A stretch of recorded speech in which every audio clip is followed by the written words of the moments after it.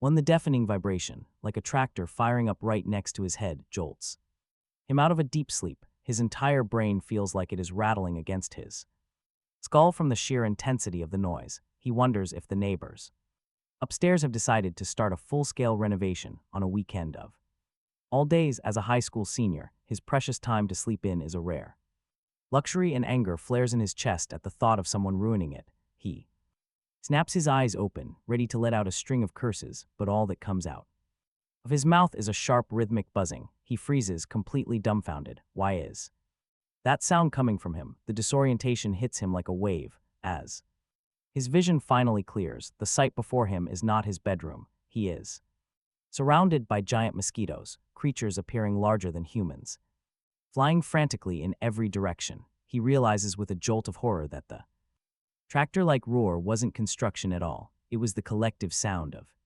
these monsters. He wonders if this is some twisted nightmare, but before he can process the absurdity, a cold electronic voice rings out inside his head. A system notification informs him that the infinite evolution system has successfully bound to him, and a status panel flickers into existence within his mind. He stares at the data. Host Sujun, race white-striped mosquito. His lifespan is a pathetic 6 days, and his vitality and spirit stats sit at a measly 0-1.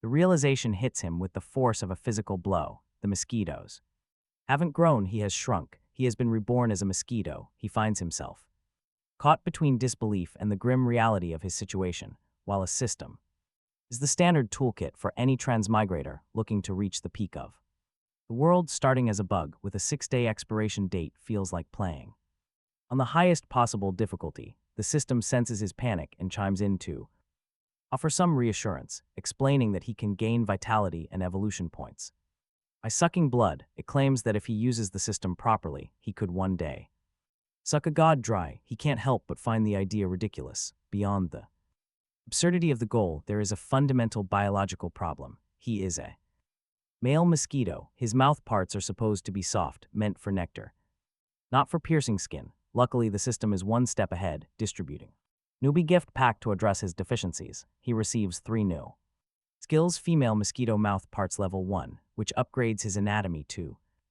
allow for blood sucking. Blood food tracking level 1, a passive skill that lets him sense any creature within 100 meters. And Zerg space level 1, which allows him to store and command up to 100 insects of the same level. A wave of relief washes over him because these skills actually give him a fighting chance. With the ability to track and feed, he won't be flying around aimlessly. He decides to test the Zerg space immediately, locking his gaze on a nearby mosquito. With a single mental command, the insect vanishes and reappears in his internal space, giving him a direct mental connection to it. It is intoxicating to realize he can control its every move. If he can scale this up to millions of insects, he could become a force of nature. But as he enthusiastically recruits 4 more followers, a sudden violent wave of dizziness hits him. The system issues a sharp warning, informing him that his body and spirit are totally drained from using his skills so rapidly.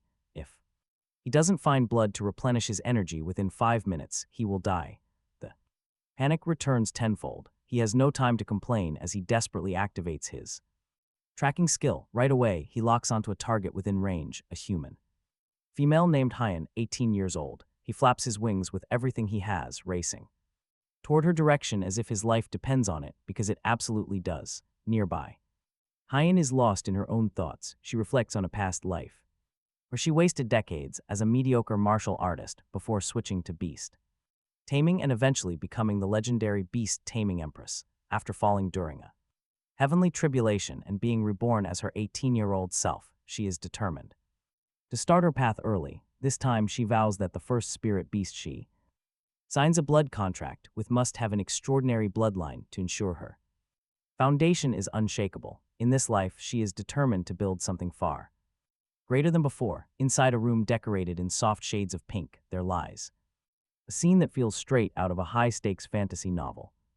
Hyan has already prepared a complex blood contract formation on the floor, and right in the center lies a coiled emerald green snake nearly a meter long. It is a spiritual green snake with a high-level bloodline, a creature destined to become a 5th-ranked demonic beast once it matures. This is the first contracted beast she has carefully selected for her new life, knowing that for a beast.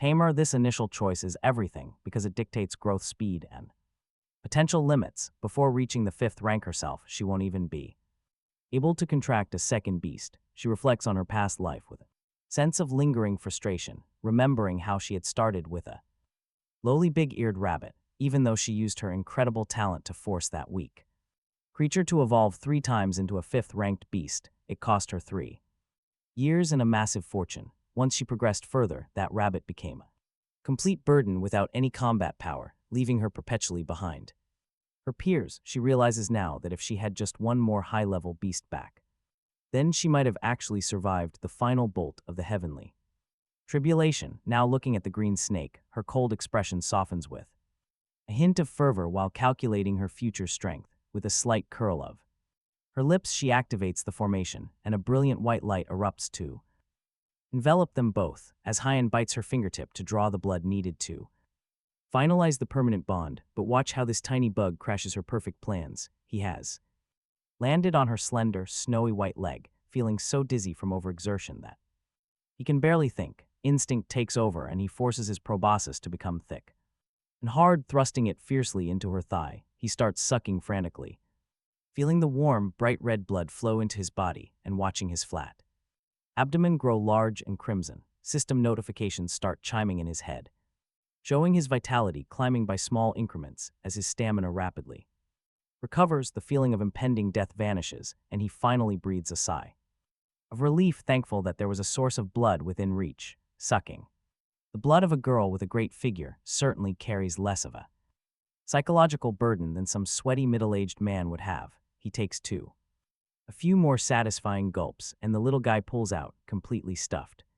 The system notifies him that he hit 0.16 vitality, nearing his first evolution once he reaches 1.0. That honestly seems pretty easy, just a few more feeding sessions and he will be on his way. He is even considering just staying in the house to use her as a regular food source when a shocked female voice suddenly echoes directly inside his mind. This is definitely not the system, and the confusion only deepens as the voice continues, sounding absolutely astonished. Hyan is spiraling into disbelief, realizing that while the blood contract did not fail, it definitely did not go as planned. She senses an incredibly weak spiritual power and starts to panic, wondering if she actually just contracted a mosquito. He can hear her inner thoughts clearly as she tries to remain calm and sense the connection again, only for her to eventually let out a loud scream of pure shock. He is just hovering there, or rather flying there, completely baffled as to why he can suddenly hear her mind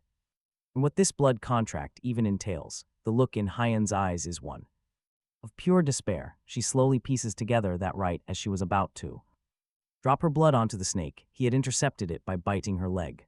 The formation recognized him as the primary target, binding the legendary beast. Taming Empress to a common mosquito. To her, he is the absolute bottom of the food chain, a creature that should not even reach the 1st rank, let alone the 5th. I mean, talk about the universe playing a cruel joke on her, as even her immense talent cannot bridge the gap for an insect like him. As she stands there feeling like her future is ruined, he is finally putting the pieces together as well. He has accidentally bonded with a reincarnated empress, and now he has become her contracted beast. His mind is a complete mess trying to process the absurdity of it all. Hyan slumps to the ground as if her very soul has departed, her eyes hollow and her beautiful face pale like dead ash. It really is over. Everything she planned for has vanished in an instant. She was the dignified beast, taming empress reborn with what should have been a god tier start to surpass every genius and reclaim her peak. But now her first contracted beast is a mosquito. He can almost feel her internal scream asking how she is supposed to play this hand. It is not just a hellish start. It feels like her account was deleted before she even had a chance to begin, as she realizes her career is now forever bound to an insect. The world seems to spin around her, and she nearly faints from a despair more profound than the moment her soul was extinguished in her past life. He can only watch in silence, realizing that he has effectively broken a reborn empress's mental state on day 1. He wants to tell her that being a mosquito is not entirely useless, but he decides to stay quiet. After 10 minutes of absolute silence, glimmer of light slowly reignites in her eyes, she refuses to give up because she is Haiyan, the woman who once ascended to the Emperor realm, even if the heavens want her dead. She intends to defy them, refusing to let a mere mosquito become an obstacle to her return. He watches her take a deep breath to force herself into a state of calm. She reasons through her options rapidly, knowing her path as a beast. Tamer is ruined until the 5th rank, and her martial talent is non-existent. That leaves only one desperate choice. Her gaze becomes incredibly firm, filled with a hint of madness as she thinks of the 10,000 beasts. Furnace art. This forbidden evil technique uses a secret method to consume the essence blood of powerful demonic beasts, stealing their power at the cost of unimaginable pain and the risk of turning into a mindless, slaughtering beast. If there were any other hope, she would never choose this crooked path, but with her options blocked, she smiles tragically at the lack of choice. Through their mental link, the mosquito hears her intense resolve, and he is genuinely impressed. It occurs to him they are a match made in heaven, since both of them must rely on sucking blood to get stronger. He admires her mental fortitude. An ordinary person would be begging for a restart, yet she has already carved out a new way forward. Suddenly, her gaze falls on him, and he senses a complex mix of hatred and killing intent. He flinches, hoping she won't do anything reckless, but she grits her teeth and reminds herself of the contract rules. Since they live and die together, she cannot kill him without finishing herself off. In fact, she realizes with visible frustration that she actually has to protect him until she can contract a second beast. The thought of being a bodyguard for a mosquito makes her chest tighten, as if she might spit blood from the sheer humiliation. The little bug, however, is delighted by the news. Seriously, having a former empress as a free bodyguard means he can practically walk tall from now on. She can handle the slaughter while he handles the cheering and the blood sucking. She glares at him, ordering him to behave and stay close, threatening that she won't let him off even as a ghost if he dies. He barely has time to listen before the system chimes in again, announcing that his blood digestion is complete and granting him 0.1 evolution points. His belly flattens instantly, which surprises him. In his past life, a mosquito would stay bloated for a day, but here it's only been half an hour. The system must have enhanced his digestion to max out his efficiency. If he can reach 1 point of vitality from his first evolution in a single day instead of several, he is in great shape. Plus, he has a safe, high-quality blood bag right in front of him. Feeling satisfied, he hardens his proboscis and stabs back down into her fair thigh for another round. Han is busy recalling the forbidden technique when she feels the familiar itch. Her hand flies up instinctively to slap him, but she stops herself just 5 centimeters away. Her eyes twitch and her face darkens as she realizes he is already back for more. She seems to be on the verge of another breakdown, watching the creature that ruined her future feed on her while she remains helpless to strike back. But then the most wild turn of events happens. After a moment of sheer frustration, she actually grits her teeth and activates her martial arts technique deliberately, forcing her meager blood energy toward her thigh to feed him. She knows that mosquitoes' natural lifespan is less than half a month, and since their fates are linked, she has to use her energy to prolong his life. He watches her suffer through the ultimate indignity, giving her blood and energy to the very bugs she hates. She looks so aggrieved that she seems ready to cry, resting on her thigh. He couldn't care less about her internal frustration. All he knew was the blood energy of this reborn empress tasted divine, far better than anything he could have imagined. As he drank, system notifications began to flood his mind, announcing gains of 0.08, 0.09, and 0.12.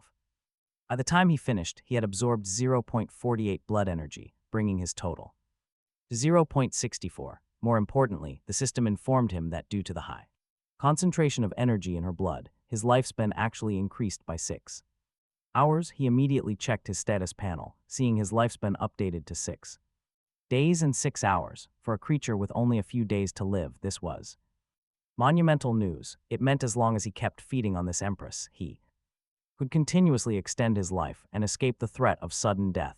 He pulled out his mouthparts with immense satisfaction, his belly round and heavy. Once again, she was no longer just a bodyguard. She was a high-grade blood bag that could restore his health. He only needed 2 more feedings to reach 1 point of blood energy, and then he could finally undergo his first evolution. He could not wait to see what he would become. Meanwhile, Hyun forced herself to regain her composure, realizing that self-pity was a waste of time. Her priority was gaining strength, and she turned her focus back to the 10,000. Beast's furnace art. The technique required the blood essence of a demon beast with a highly ranked bloodline to ignite the internal furnace. Her gaze slowly shifted toward the spiritual green snake, still sitting in a magic array.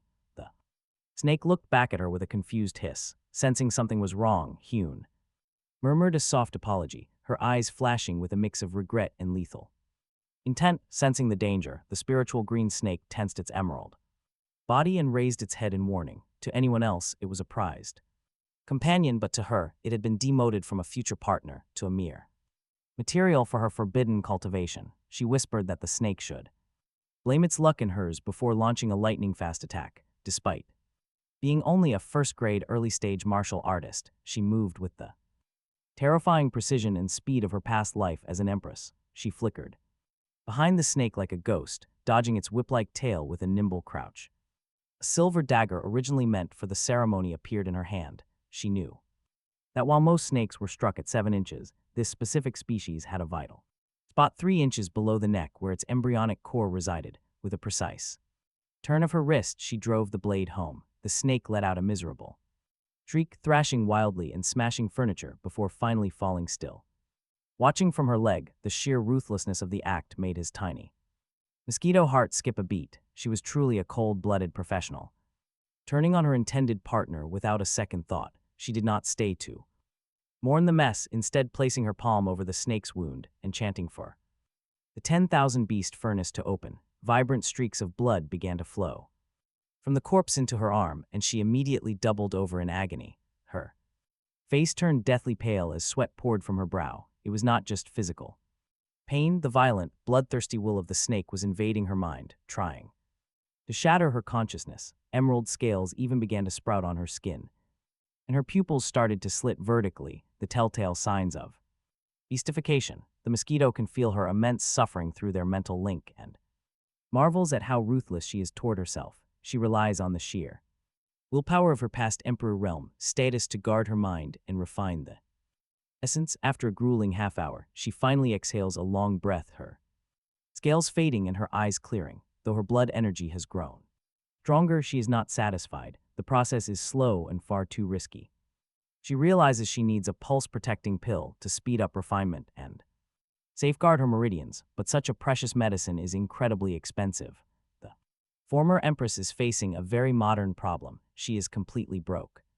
A trace of bitterness touches the corners of Gaiux's mouth as she realizes she does not have a single penny. It is a harsh reality to face. She was an orphan with a comfortable inheritance, but she had resolutely sold her luxury flat and spent every last cent to purchase that highly spiritual green snake. The plan was to use it to soar to the heavens, yet here she is with a dead snake, no money, and a contracted mosquito. A single meridian protecting pill costs at least 500,000 on the market, and there is no way she could ever save that much on a standard monthly salary. The mosquito watches her fall into deep thought, her mind working rapidly to find a solution, until her eyes suddenly light up with a realization. She remembers her identity as the school beauty and a senior at Yongchangling Wu High School. In just half a month, there will be a joint examination held by all the schools in the city, and the top 3 performers will receive a generous scholarship. The prize for first place is exactly 500,000, not a cent more or less. She makes her decision instantly, even though she recalls that in her previous life, her martial talent was so poor, she had not even bothered to sign up. Back then, she was only a first-grade early stage martial artist, while her peers were reaching the late stage, or even the peak. But things are different now. She calculates that with her current refining speed, she can absorb the snake's essence blood and reach at least second-grade early stage within 2 weeks. A second-grade martial artist competing against high schoolers is basically a dimensional reduction strike. First place is practically guaranteed. Without delaying, she cleans up the room and hides the snake carcass under the bed to serve as her cultivation resource. She changes into her school uniform, ready to register before the deadline, and gives the mosquito a cold warning to stay put and not run around. It is currently perched on the hem of her skirt, and frankly, it is not listening. It Just got the system announcement that its digestion is complete, giving it more evolution points. It only needs 0.36 more vitality to evolve and is so close. It can almost taste it. Without hesitation, it plunges its needle deep into her thigh again. On her snowy white skin nearby, there are already 2 red painful bumps from its previous meals, and she is so furious she can barely catch her breath. While she fumes, the little pest focuses on the numbers ticking up in its head. It extracts the final bit of vitality it needs to hit 1.02. The system confirms it has met the conditions for its first evolution and asks if it wants to begin. The bug is overjoyed and ready to start, but a sudden gale strikes from above. It gets hit. His head spins with sudden dizziness, but as his vision returns, he realizes he has been trapped inside a clear plastic takeout box. Gaiexi holds the container to her eyes, glaring at him coldly as she warns him that he is not allowed to feed without her permission anymore. He thinks she is being a bit stingy since a couple of bites would hardly kill her. Still, the container is actually a safe spot to undergo his first evolution, prompting the system to start the process. It will take 3 hours, during which he falls into a deep sleep. Gaiexi does not notice anything unusual as she tucks the container into her backpack and heads towards school. She put him in there partly out of spite, but mostly to protect him. Since a mosquito is fragile, she walks down the quiet treeland paths of Jiangchengling High School, keeping a cold, detached expression, hiding the shame of her contracted beast. But get this. She has no idea that inside her bag, he is undergoing a radical mutation. He feels as if he is soaked in warm amniotic fluid, while strange energy remodels every cell of his body. When the process finally wraps up, the system announces that he has evolved from a common white-striped mosquito into a junior mutated blood mosquito. He snaps awake, checking his new status panel. He can only curse inwardly with pure excitement. His lifespan has jumped to 30 days, which gives him a real shot at survival, while his vitality has increased significantly. The most terrifying change, however, is his mouthparts. His female mosquito mouthparts have leveled up to level 2, transforming from something as thin as a hair into a weapon as thick as a toothpick. The tip shimmers with cold light, its length more than doubled. Honestly, you do not want to get poked by this.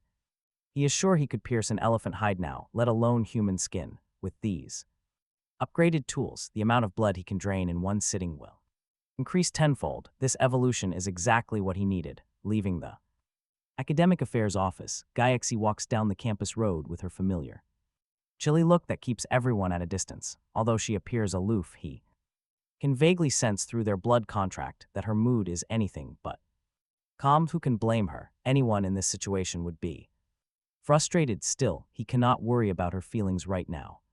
He is far too busy inside his plastic room, eagerly examining his newly evolved body. His proboscis is fully upgraded. He knows for sure that it can be used as a literal needle. Testing it out, he pokes the inner wall of his box and a solid bang echoes back, sounding like a toothpick hitting plastic with surprising force. His entire physique has surged to 3 or 4 times its original size, and his 6 legs feel like tiny steel bars rippling with power. When he asks the system to estimate his current physical level, it informs him that he can easily ram and kill 10 of his pre-evolution kind. His full-speed flight can now reach 20 kilometers per hour, and his proboscis can easily pierce 3-centimeter thick pigskin. He is stunned by the sheer power of this level 2 proboscis, a literal divine weapon. If it can handle pig skin, he can surely feed on almost any animal he encounters. He eagerly flaps his wings inside the box, the hum now several decibels louder and sounding like a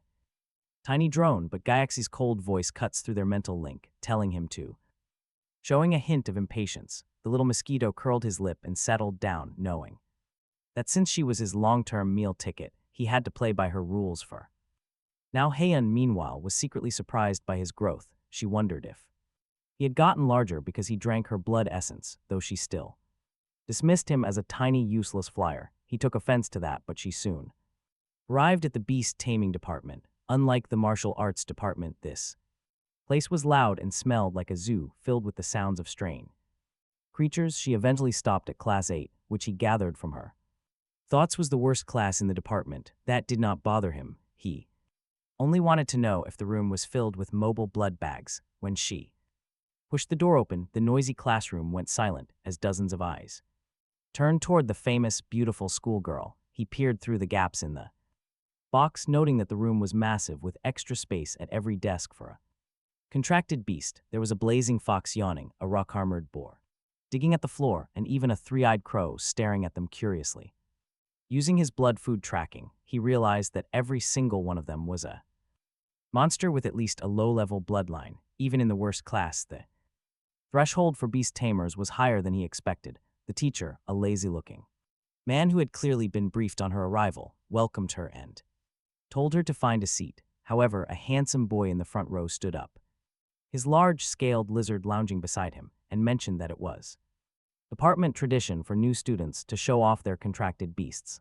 The rest of the class joined in, expecting to see something beautiful like a spirit fox. The teacher did not stop them, watching with a chuckle. Heian paused, then walked to the podium and placed the unremarkable takeout box down without a word. The classroom fell into a deathly silence as confusion spread through the room. Someone finally worked up the nerve to look inside and stammered out that it was a mosquito. The reaction was instantaneous. The classroom exploded into shouts of disbelief and mockery, with students calling her crazy and wondering what she was thinking. Seriously, who actually expects a mosquito?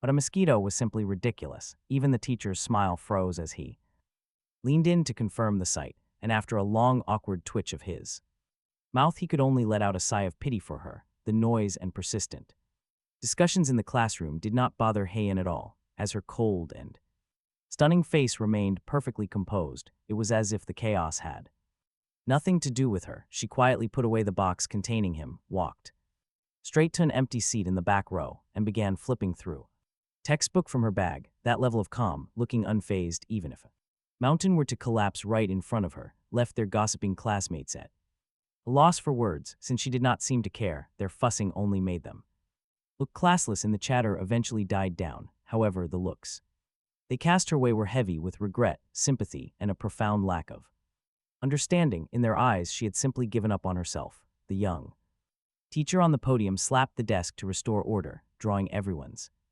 attention before beginning his lecture. Even as he taught, the mosquito noticed his eyes drifting toward her, and he couldn't help but sigh. Meanwhile, inside his plastic prison, the little mosquito was listening to everything with immense interest. He took a certain delight in the shock his appearance had caused, thinking it was for the best that everyone believed he was trash and that she was ruined.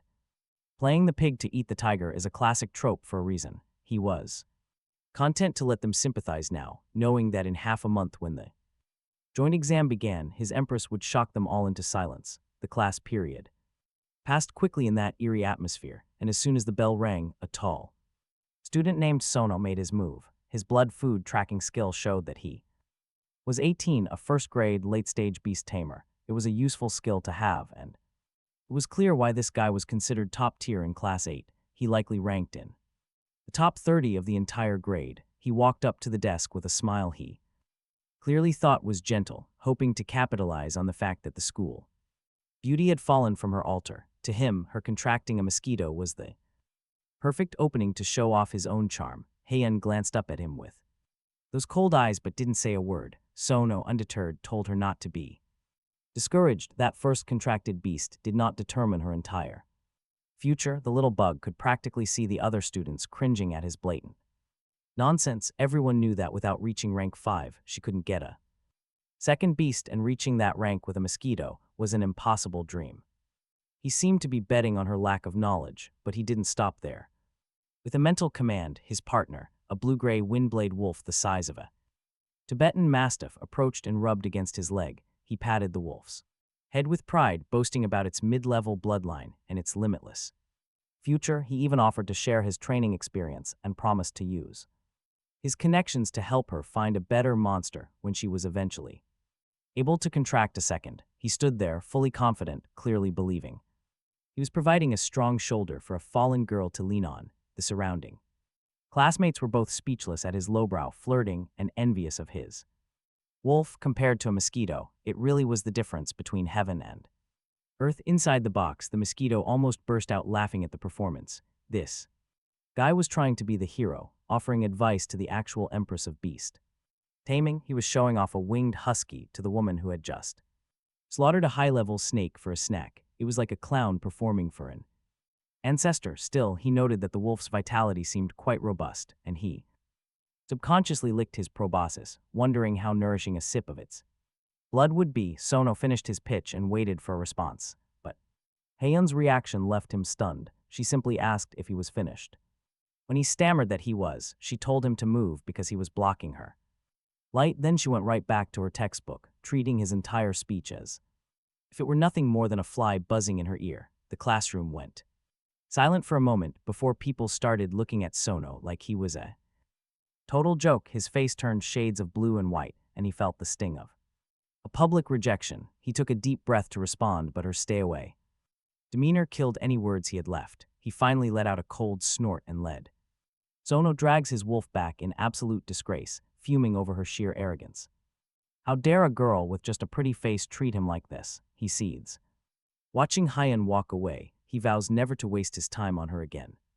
He just wants to see what kind of name she can possibly make. With only a weak Mosquito at her side, she will surely fail the joint exam. The test is in 2 weeks. From his plastic box are Mosquito watches. He finds the guy hilarious, thinking Sono has zero game when picking up girls. Flexing muscles and making empty promises is just pathetic. That cheap approach is way too low for a former empress of her stature. Actually, the Mosquito is quite pleased because nobody messes with his meal ticket. She is his long-term ticket to easy food. Soon, the school day ends. Under a strange peace, Haeun becomes an overnight celebrity across the school. The entire beast taming department cannot stop talking about her. Martial arts beauty transferring over just to contract a mosquito.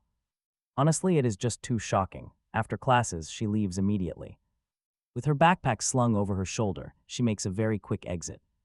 Mosquito assumes they are heading home, but she takes several deep turns. They arrive at a rundown residential area full of peeling paint and clutter. The damp smell of cheap cooking makes him wonder if she is truly destitute. Then he remembers that she sold her family house to buy her snake. Today is her final deadline to move out, and things look pretty grim. She now lives in a tiny 20-square-meter room with no private bathroom. Through their telepathic connection, the Mosquito clearly hears her let out a soft sigh. She is completely broke, but on second thought, this might actually benefit him. A dirty, damp room means plenty of insects and rats to feast on. He can easily recruit some local minions here. Haeun tosses her bag down. She places his plastic box on the table, staring down with complex emotions. Using their telepathic connection, she sternly orders him to stay locked inside that box. He is forbidden from leaving for the next 2 weeks, which is ridiculous. Solitary confinement is a joke for a newly evolved monster like him. He is an elementary mutated blood mosquito now, and besides, he is starving. He starts fluttering around in protest, buzzing loudly against the plastic walls. He pokes the sides with his sharp mouthparts, creating a loud rhythmic thumping. Haeun furrows her brows, clearly sensing his growing frustration and deep hunger. She probably wants to throw him out, but their shared blood contract forbids it. Their shared fate forces her to keep him completely safe in this dump. She cannot risk a stray rat or cockroach eating her only contracted beast. She scolds him to be quiet, but he does not care. He needs blood. If he cannot feed and level up, one accidental slap could end them both. They are bound together now. When she finally asks what he wants, he stops. He immediately stops his fussing and sends a very clear, simple mental message. He is hungry and needs to suck blood. Haeun freezes in surprise. She completely forgot that she must proactively feed him to stay alive. With a reluctant sigh, she slowly opens the lid to let him out. She warns him that he can feed only once and must return immediately. Before she could finish, he zipped out of the box with speed far beyond any normal. Mosquito landing firmly on her hand, his level 2 proboscis pierced her skin. Like a miniature drill without any effort, Hyun was both angry and completely shocked by his sudden burst of speed, but he ignored her, immediately entering buffet mode. It was incredibly refreshing. He absorbed 0.8 blood essence, bringing his total to 1.9. The system notified him that digestion would take an hour and would grant him 0.4 evolution points and 5 hours of additional lifespan. Feeling satisfied and bloated like a red glass bead, he wobbled while pulling out his proboscis. To fly back, however, Hyun slammed the lid shut and began scrutinizing him with an intense gaze. She finally noticed that his body size and his needle-like mouthparts had changed significantly. The pain of the bite was several times more intense than before, leading her to the absurd yet logical conclusion that consuming her blood essence was allowing him to evolve as the former beast taming Empress. She knew that for an ordinary insect to change this much in a single day was impossible. She stared at him, her mind racing with the realization that he might actually be a variant. In this world, a variant is a demonic beast whose bloodline has undergone an unknown mutation, often granting them potential far beyond their peers, along with the rare ability to evolve independently. She convinced herself that sucking her blood, which was rich with vital energy, must have triggered a dormant mutation in his body and allowed him to complete his first evolution. Having reached this conclusion, her mood became visibly complicated. On one hand, contracting a variant capable of independent evolution, even a mosquito, could be seen as a blessing in disguise. Yet she quickly regained her cold, rational composure. She analyzed the situation, silently noting that throughout history, even the most powerful variants have a limit of at most 3 evolutions. She essentially sentenced him to a suspended death sentence in her mind, reasoning that even with heaven-defying luck, 3 evolutions would only bring a mosquito to the level of a rank 1 demonic beast. To her, he remained a burden with no real combat power. The mosquito sat sprawled on the table, listening to her dismissive inner thoughts while happily feeling the changes in his body. His tiny mosquito face filled with pure indignation. He wondered who she thought she was looking down on, claiming he had a limit, and grumbled wildly in his heart about how naive she was being. She did not realize he was not just some ordinary variant. He was a mosquito with an infinite evolution system. To him, 3 evolutions were nothing, and his true journey was toward the sea of stars and the necks of the gods. He found her narrow-mindedness a bit irritating, but then it actually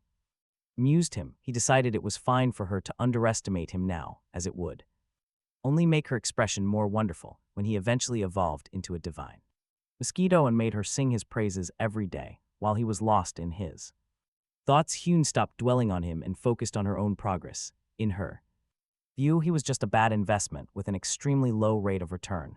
She dragged the large bag containing the spiritual green snake's corpse from under the bed, and as soon as she opened it, a thick scent of blood filled the room. Mixed in with that iron scent was a strange, alluring fragrance unique to a high bloodline demonic beast. He catches the scent, his eyes widen.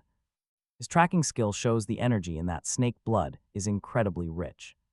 It is 10 times richer than Hyun's. No more annoyance. He stares intently at the cold snake, his mouth parts twitching with hunger. He is practically drooling at such an amazing tonic, but Hyun completely ignores his longing, sitting cross-legged to press her hands against the snake's wound to activate the beast furnace. He watches anxiously, crimson strands of essence blood flow into her arms. A sudden pain strikes her again, but she remains composed, focusing entirely on refining massive energy. He is absolutely agonizing, wishing she would save a sip for him instead of consuming it all. Every drop she takes feels like a loss of potential evolution points. Time crawls as he lies on the table, hoping digestion will finish before she sucks the snake completely dry. Finally, an hour later, system notifications ring like heavenly music, stating his digestion is done. He gains 0.4 evolution points, bringing his total to 0.9 as his bloated belly deflates, hungry. He looks at Hyun. Her eyes are shut, her face is pale. Sweat covers her skin with effort. She is clearly at a critical cultivation moment and will not notice a thing. He chuckles, perfect opportunity. This is the time to steal a snack. He flaps his wings, carefully keeping flight as quiet as possible. His new control makes the buzzing sound incredibly faint, like a phone on silent vibration. He lands on the snake's corpse right next to her open wound. The fragrance is overwhelming. He almost faints with joy. He does not hesitate for a second, aiming at a patch of soft flesh and thrusting his hardened mouth parts down fiercely. They pierce the skin easily, proving that while this is a high bloodline beast, it is still a hatchling with weak defenses. The liquid flowing into him is completely different from Hyun's blood. If her blood was a mild tonic, this is a high concentration energy drink, fierce, wild, and pure. Energy explodes inside his body as the system logs gains of 0.5 and 0.6. Per gulp, a warning flashes in his mind. The blood energy is too massive, meaning he must pay attention to his body's endurance limit. Talk about playing with fire. Those system notifications are flooding his mind. Warnings are persistent, but his eyes are already bloodshot with frantic hunger. To hell with endurance limits. In this world, the bold feast while the timid starve. This is the essence blood of a high-grade lineage demonic beast. A once-in-a-lifetime opportunity he refuses to let slip away. Instead of stopping, he sucks even harder. The feeding becomes a sharp, rhythmic drone. His belly swells at a visible rate quickly, becoming even larger than it was when he fed on Hune. His abdomen shifts from bright red to deep crimson, looking like a small bomb that could explode any second. Only when he feels his body is about to burst with waves of tearing pain ripping through his skin does he pull away, letting out a satisfied burp while retracting his proboscis. He drags his heavy, bloated body back onto the table, far too full to fly. He still manages to crawl into position, pretending absolutely nothing happened. The system settlement pops up, showing he absorbed 4.2 vital energy. This brings his total to 6.1 after consuming a high-grade lineage cub, with the system estimating that once the blood digests, he will gain 2.1 evolution points and 2 extra days of life. He hit the absolute jackpot, making a massive profit that makes him want to burst out laughing. One mouthful gained him more energy and life than all the times he had painstakingly fed on Hune combined. His total vital energy is now over halfway to the 10 points needed for his second evolution, and he already has plenty of points to cover. The cost, life is great as he lies there, savoring the surging power in his belly. Heart full of joy, he can feel every single cell in his body changing and strengthening under the rich nourishment of this energy. His physical strength climbs bit by bit. The spiritual green snake blood is incredibly potent, proving far more powerful than the Empress's blood. It feels amazing if he could get his hands on this quality food daily. Evolving into a primal saint, Mosquito is no longer just a dream, savoring the snake blood's fragrance. He peeks at Hune. She is still practicing with her eyes closed, her brows tightly knit, forehead drenched in sweat. Refining this blood is clearly no easy task for her, prompting him to silently cheer her on from the side. Their partnership is a match made in heaven. She handles the grueling cultivation to get stronger, while he graciously handles the tough task of sharing the food. Just as he is feeling triumphant, the system alerts him to a newly unlocked function for points. It turns out they can be used to upgrade his existing skills.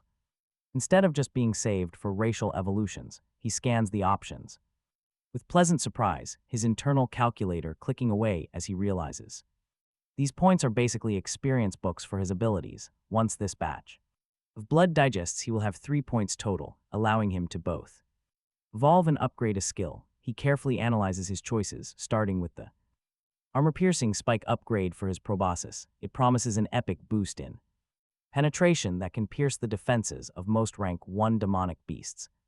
A truly divine skill for both combat and stealing blood. His wings tremble with excitement at the thought, but the cost is 5 points, making it too expensive for his current net worth. He has to set that option aside and check the others. Blood food tracking level 2 would expand his perception range to 300 meters, perfect for sniffing out hidden, high-grade blood bags. But since he already has the Empress as a stable source and a whole snake carcass for a midnight snack, there is no real rush. His gaze finally lands on the Zerg space upgrade. He remembers how incredibly dizzy he felt after subduing just 5 underlings, and this upgrade promises not only to raise capacity to 500 while drastically reducing his mental burden.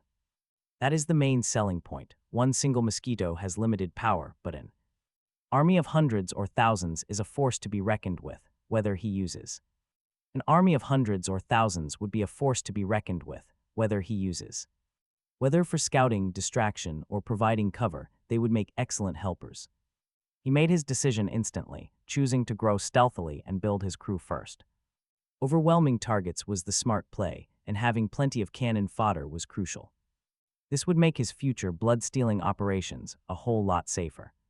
He grinned inwardly, fantasizing about the glorious sight of leading a massive army.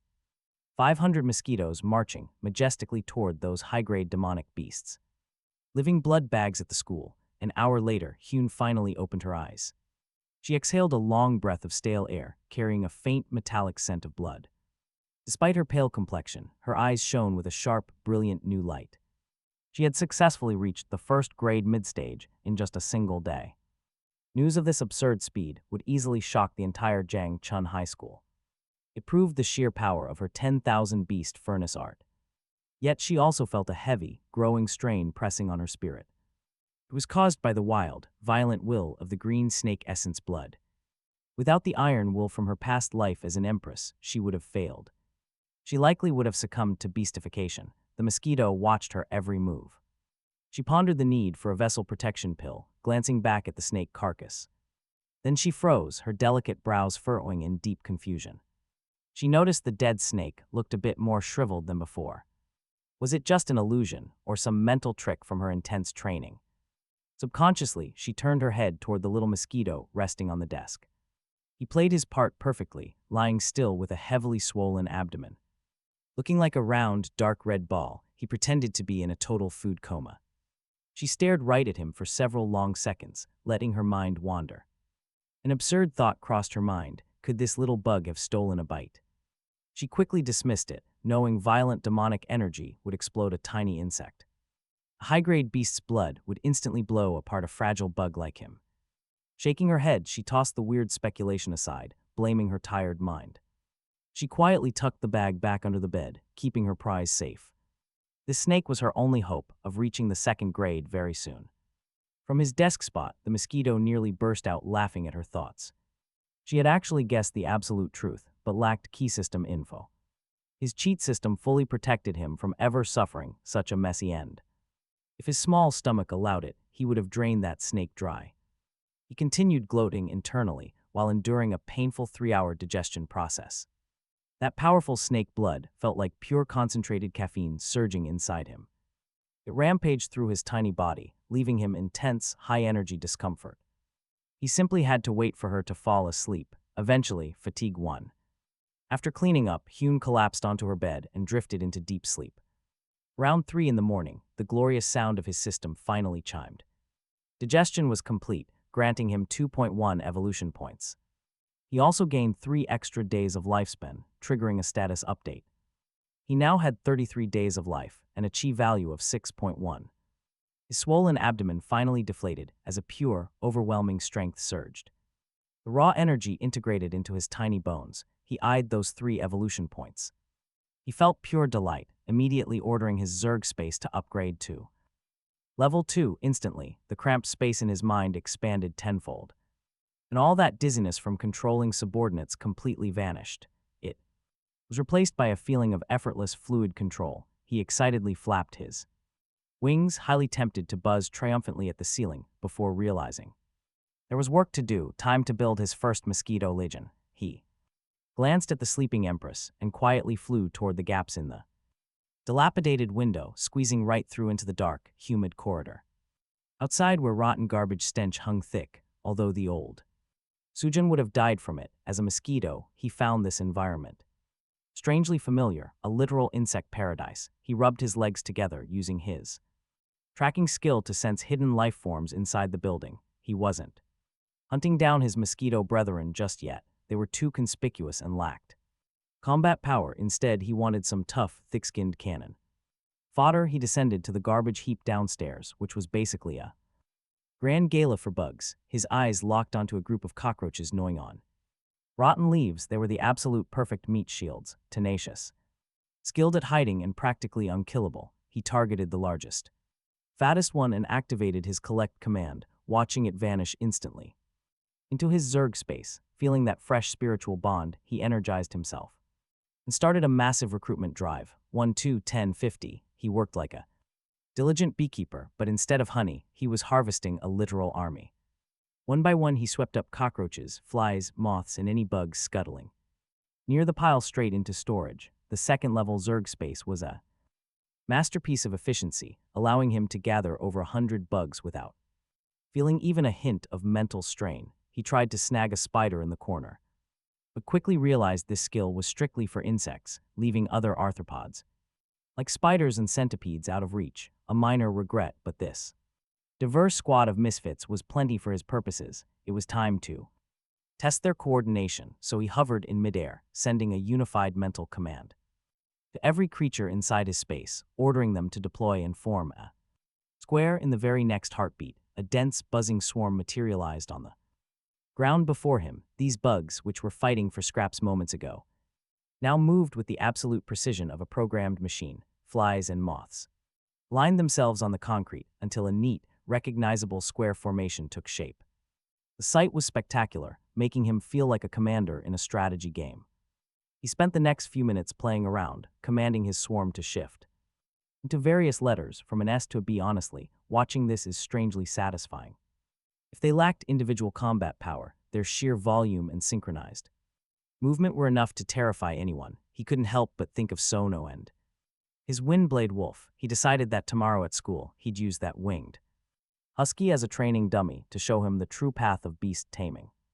Looked like the next morning, Hyen woke up feeling completely refreshed. Her breakthrough to the first grade mid-stage having granted her a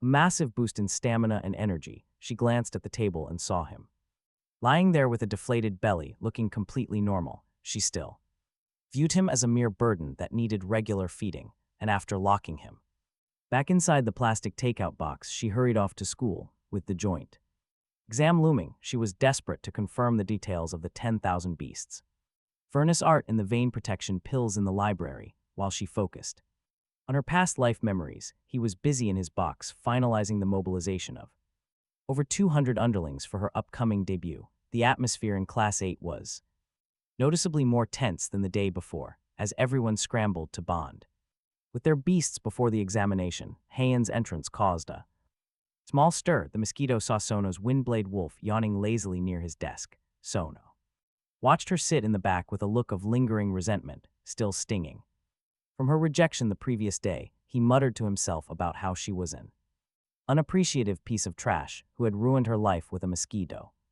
Convinced she would be crying once the joint exam arrived, he was determined to regain his dignity today by showing off his superior power. Most students eventually ignored her, seeing a mosquito tamer as someone beneath their notice, which allowed Hyen to sink into her books in peace. Inside the box, however, the mosquito was delivering a high-stakes briefing to his troops. He designated the winged husky as their target for Operation Buffet. Step 1 involved the flight squadron of flies and moths, providing high-altitude harassment to draw the attention of both the wolf and its master. Step 2 tasked the ground team with swarming the floor and desks to maximize the chaos. Finally, as the commander and the only one actually dining, he would use the distraction to launch a surprise strike and secure his meal. He waited for the perfect window, which arrived with the recess bell. As the teacher departed and students began congregating to discuss their beasts, Sono seized his moment. He spoke loudly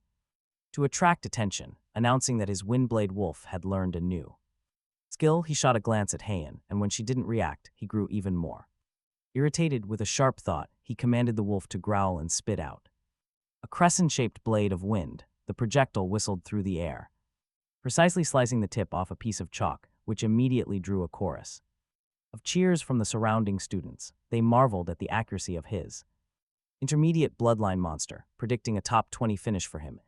The joint exam, exclamations of wonder and envy immediately rippled through the classroom, fueling Sono's vanity until the smile on his face grew truly radiant. He glanced toward Hyen again, his eyes lingering on the unremarkable plastic box on her desk with a faint, mocking smirk. It was clear what he was thinking as he mentally compared his prestigious beast to the tiny insect's form, believing that a mosquito was good for nothing but sucking blood and wasn't even worthy of scratching his Windblade Wolf's itch. He was so caught up in his own glory that he failed to notice the conspiracy unfolding right beneath his nose. The mosquito decided it was time and internally gave the order to commence the operation. In an instant, dozens of flies and moths appeared out of thin air in the middle of the classroom, charging toward the gloating Sono and his.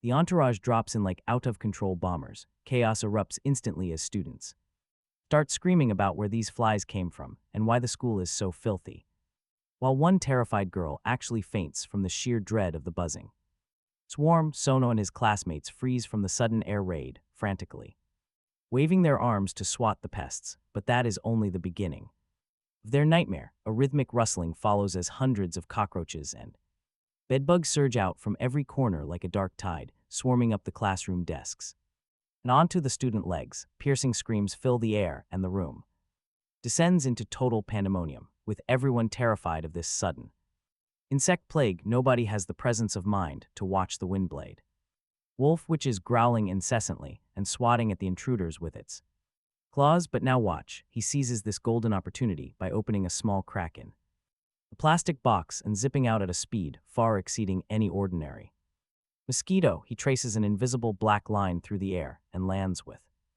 pinpoint accuracy right on the back of the wolf. Its green fur is thick like a layer of protective armor, but he is not about to be reckless, using his tiny size to weave rapidly through the fur. He searches for a weakness like an experienced hunter until he finds a spot on the back of its neck where the skin is soft and the hair is sparse. He chuckles to himself mentally, telling the little wolf pup that his grandpa mosquito has arrived. Without hesitation, he aims his level 2 proboscis right at the weak point and stabs down. A faint sound of sharp metal entering flesh follows, and while his proboscis is not yet strong enough to ignore the natural defense of a beast, it is more than sufficient for a vulnerable spot like this. The windblade wolf jerks in pain, letting out a really sharp yelp, but before it can react, a stream of pure, scalding, and highly active blood surges through his proboscis and into his body. The system notifications begin to flood his mind, warning him about the massive intake of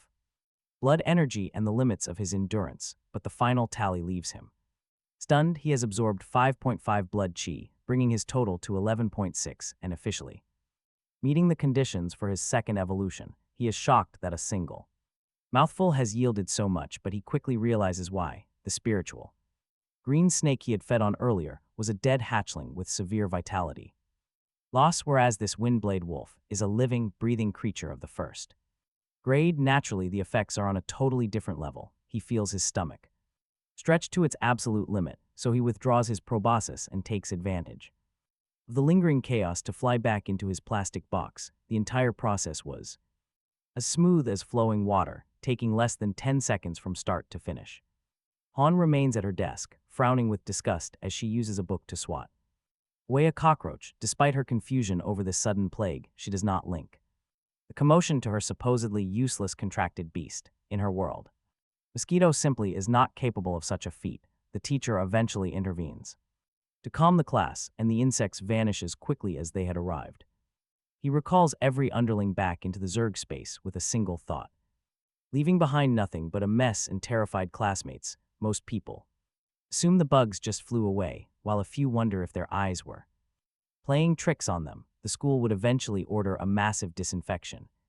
But that was a problem for later. He lay in the plastic box, excitedly reviewing his status panel. With 11.6 blood chi and 1 evolution point, the conditions for his second evolution were ready. He suppressed the urge to evolve, immediately knowing the classroom was too public and unsafe for such a transformation. He decided to wait until he got home, filled with anticipation for what surprises this next step would bring, wondering if he would finally break his species' limits and become a true demonic beast. The system quickly doused his excitement, informing him that 10 blood chi was only the level of a common small animal. He would need 100 to reach the threshold of a first-grade demonic beast. He was momentarily annoyed, realizing that despite his hard work, he was still being ranked so low. However, when the system reminded him it had only been 2 days since his transmigration, he decided to be patient. As the number of his evolutions increased, his growth would surely accelerate. He curled the corners of his mouth in a slight smile, resolving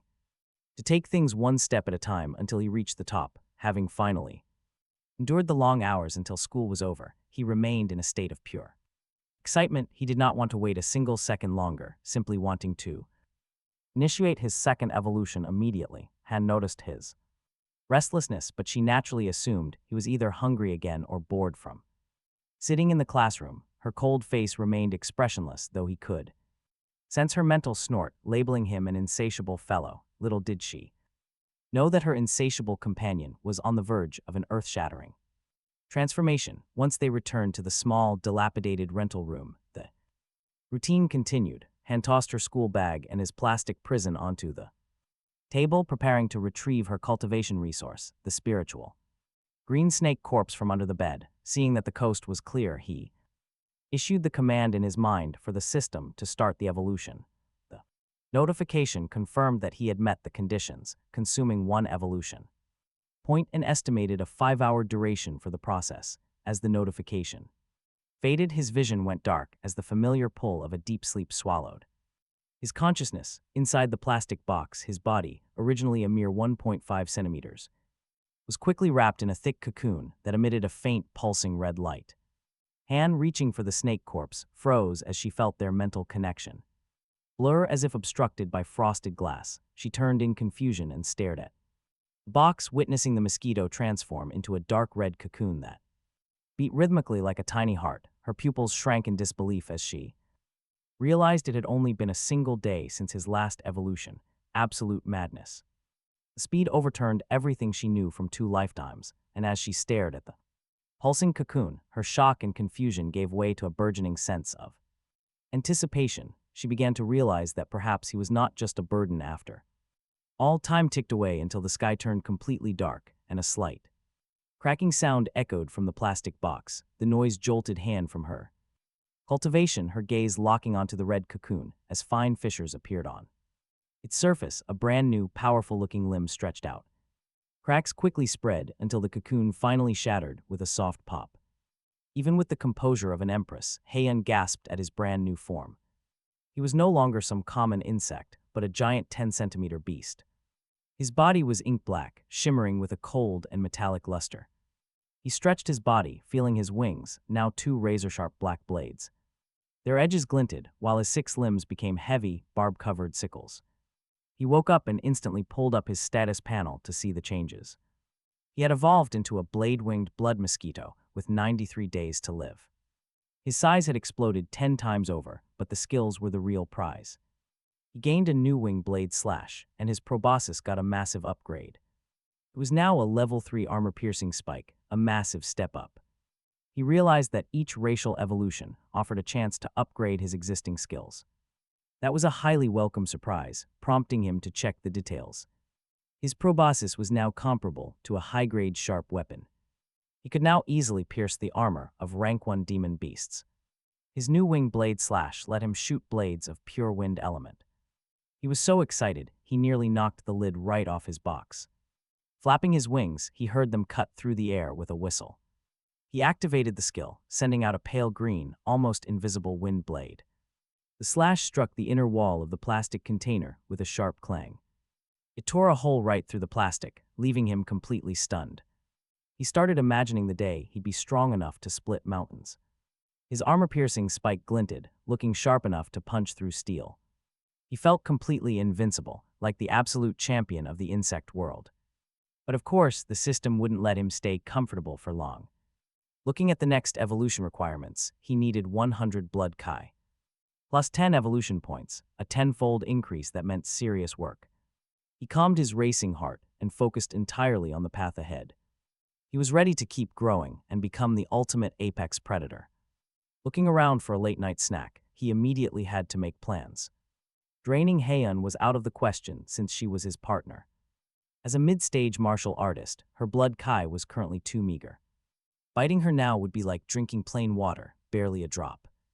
Instead, his eyes turned toward a much more lucrative, delicious target. Peering through the narrow slit he had cut in the plastic box, he locked on. Under the bed lay the black bag containing high-level snake blood. That absolute lineage buffet was waiting, but he had to remain patient. Heian was still wide awake, and stealing food now was too risky. He chose to play dead inside his box until she fell asleep. Eventually, Heian calmed down, though her thoughts remained deeply conflicted. She stared at the terrifying, mutated monster sitting inside her container. After cleaning up the mess, physical and mental exhaustion overtook her. As she drifted into a deep sleep, his perfect moment finally arrived. Confirming her breathing was steady, he slowly crawled out to take flight. He silenced his wings, keeping them completely quiet as he slipped away. Riding an imperceptible night breeze, the mosquito lands lightly right by the bag, its mouth is tied loosely, leaving a gap that is practically an open door. He slips in.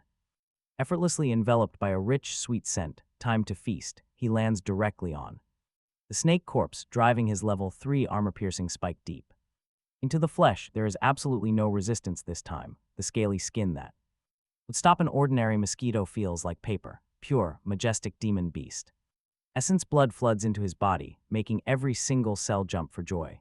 The system screens begin spamming his vision with huge gains, 3.2, 3.5, and 3.3 blood chi. No warnings trigger because his evolved body is more than capable of handling the energy. He is like a starving man at a banquet. His belly swells up until it looks like a red balloon, almost larger than his own body. With one massive gulp, he absorbs 10.5 blood chi, bringing his total to 22.1. His digestion time drops to a single hour.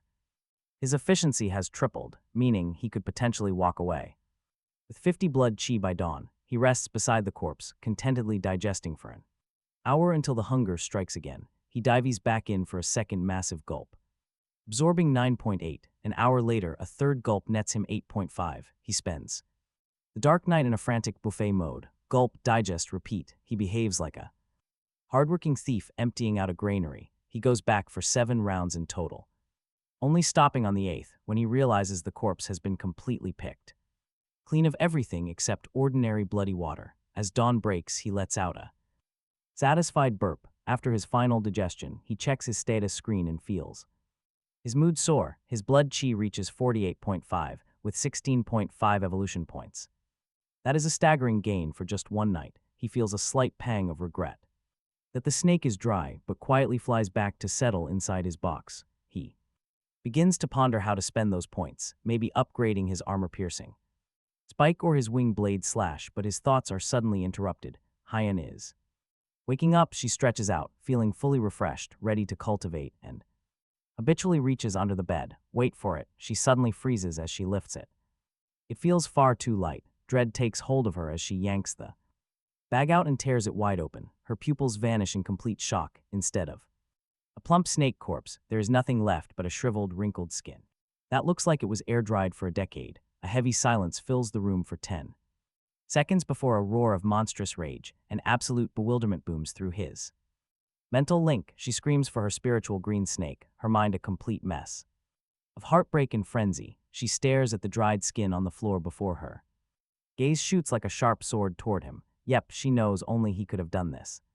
The precious resources she had gambled her entire net worth on, her only hope for a breakthrough, have been sucked dry by a single mosquito overnight. She demands to know what he is, her thoughts literally trembling with utter confusion. To her, it is completely illogical. A mosquito should have exploded from that much energy. This defies everything she has learned in 2 lifetimes, and she stands there shattered by a reality she cannot possibly comprehend. Alongside her burning anger, a deeper sense of shock surges from the depths of Hyen's heart. At the very moment her fury peaks, she feels a distinct feedback through the blood contract. Suddenly, a rush of force flows straight from the mosquito's body into her own. A contracted beast usually feeds back 1/10 of its total power to its master. But because the bug was so weak before, she had not even noticed the sensation. As she feels the incredibly vigorous energy vibrating within it, she realizes the truth. Its blood energy has reached nearly 50 points, and she quickly runs the math. The realization makes her scalp tingle, because 50 points of blood energy is insane. It is still a far cry from the 100 points needed for first grade. But this strength already equals an adult wild wolf or a half-grown wild boar. In just 2 short days, a common insect with a tiny lifespan has evolved. It has grown into a monster comparable to a wild beast. Her gaze shifts. Helplessness and disgust turn into profound shock, as if she is looking at a myth. She stares at this unknown creature, suddenly wondering if her path has changed. Maybe her true destiny in this rebirth is not her own strength, but contracting this bug.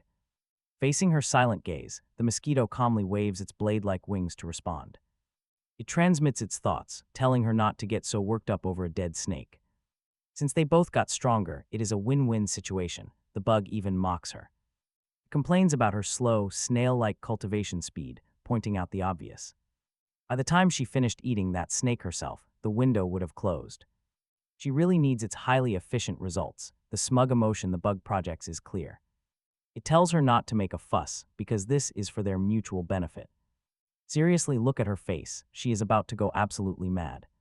She is practically spitting blood, fuming because the mosquito devoured her resources. Now it has the absolute nerve to complain that she eats too slowly. Yet she cannot argue with the logic. If the beast gets stronger, she benefits. Plus, its eating efficiency is undeniably superior. She takes a deep, heavy breath. Suppressing the urge to swat the arrogant bug, she begins to analyze her situation. Regardless of its mysterious background, her resources are gone. Only 10 days remain. 10 days until the joint examination, and she is stuck at first grade. She must hit second grade to win the prize money and the king grade cub. Without resources, that goal is a complete fantasy. She decides on a new plan. She needs another high bloodline beast, but she is a complete pauper right now. She cannot even afford next month's rent, so buying one is out of the question. That leaves her with only one risky option, the dangerous Black Forest. It is a vast primeval forest outside Jiang City, crawling with deadly monsters. A training ground for students and a hunting territory for veteran martial artists. By accepting missions there, she can earn the rewards to solve her financial crisis. Maybe she will even stumble upon unexpected gains in the wild. Perhaps a rare treasure or the remains of a high-level beast fight. The chances are slim, but it is her only hope. Determined, she packs up. She orders the mosquito to follow. It is busy pondering its evolution points. When the order comes, it wonders if they are going somewhere with delicious food. The insect flies up and lands steadily on her shoulder, skipping the plastic box. Hyun knows it no longer needs protection, with 50 points of blood energy. An ordinary man cannot even beat the bug. Together, they push through the door. Armed only with a basic dagger and her remaining life savings. They headed for the Lingu Hall. The Jiang City Lingu was a magnificent high-tech building right in the center of the city, bustling with martial artists and beast. Tamer's trading resources and taking on missions, large electronic screens. Scrolled through various tasks, from hunting ironhide pigs for 30,000. Coins to B-class missions targeting wolf kings for 500,000. Hyun walked through the noisy crowd with her usual cold detachment, heading straight for the registration counter. From its perch on her shoulder, the beast used its blood food. Tracking to scan the room, it could see the varying strengths of everyone in the hall. To the beast, this place was like a mobile, self-service blood bank. It realized the place was packed with experts whose blood energy glowed like searchlights in the dark, and it immediately marked the hall as a primary foraging point for the future. Just as Hyun joined the queue to register, a familiar, shocked voice called out her name. They turned simultaneously to see Sono and a few classmates. They were staring at them as if they had seen a ghost. Specifically, they were staring at the mosquito sitting prominently on her shoulder. Sono's voice was distorted with shock as he pointed at the beast, his eyes wide and bulging. Like copper bells, his classmates, stunned, standing completely frozen in shock, vigorously rubbing their eyes in disbelief. They just could not believe their eyes. They whispered among themselves, questioning how Hyun's mosquito had transformed so radically since yesterday. To them, its new appearance was simply too impactful. At 10 centimeters long and shimmering with a dangerous metallic luster, it looked nothing like the fragile insect they remembered. Son stepped forward, staring fixedly at the beast, while asking Hyun how it had become this way. From its perch on her shoulder, the insect took in their disbelief with immense satisfaction. It chuckled inside. This was only a small taste of what was coming. A few more evolutions, and it would become large enough to blot out the sky. Then their fear would be truly hilarious. It deliberately vibrated its blade-like wings, producing a metallic buzzing sound that sent the group scurrying back several paces in alarm.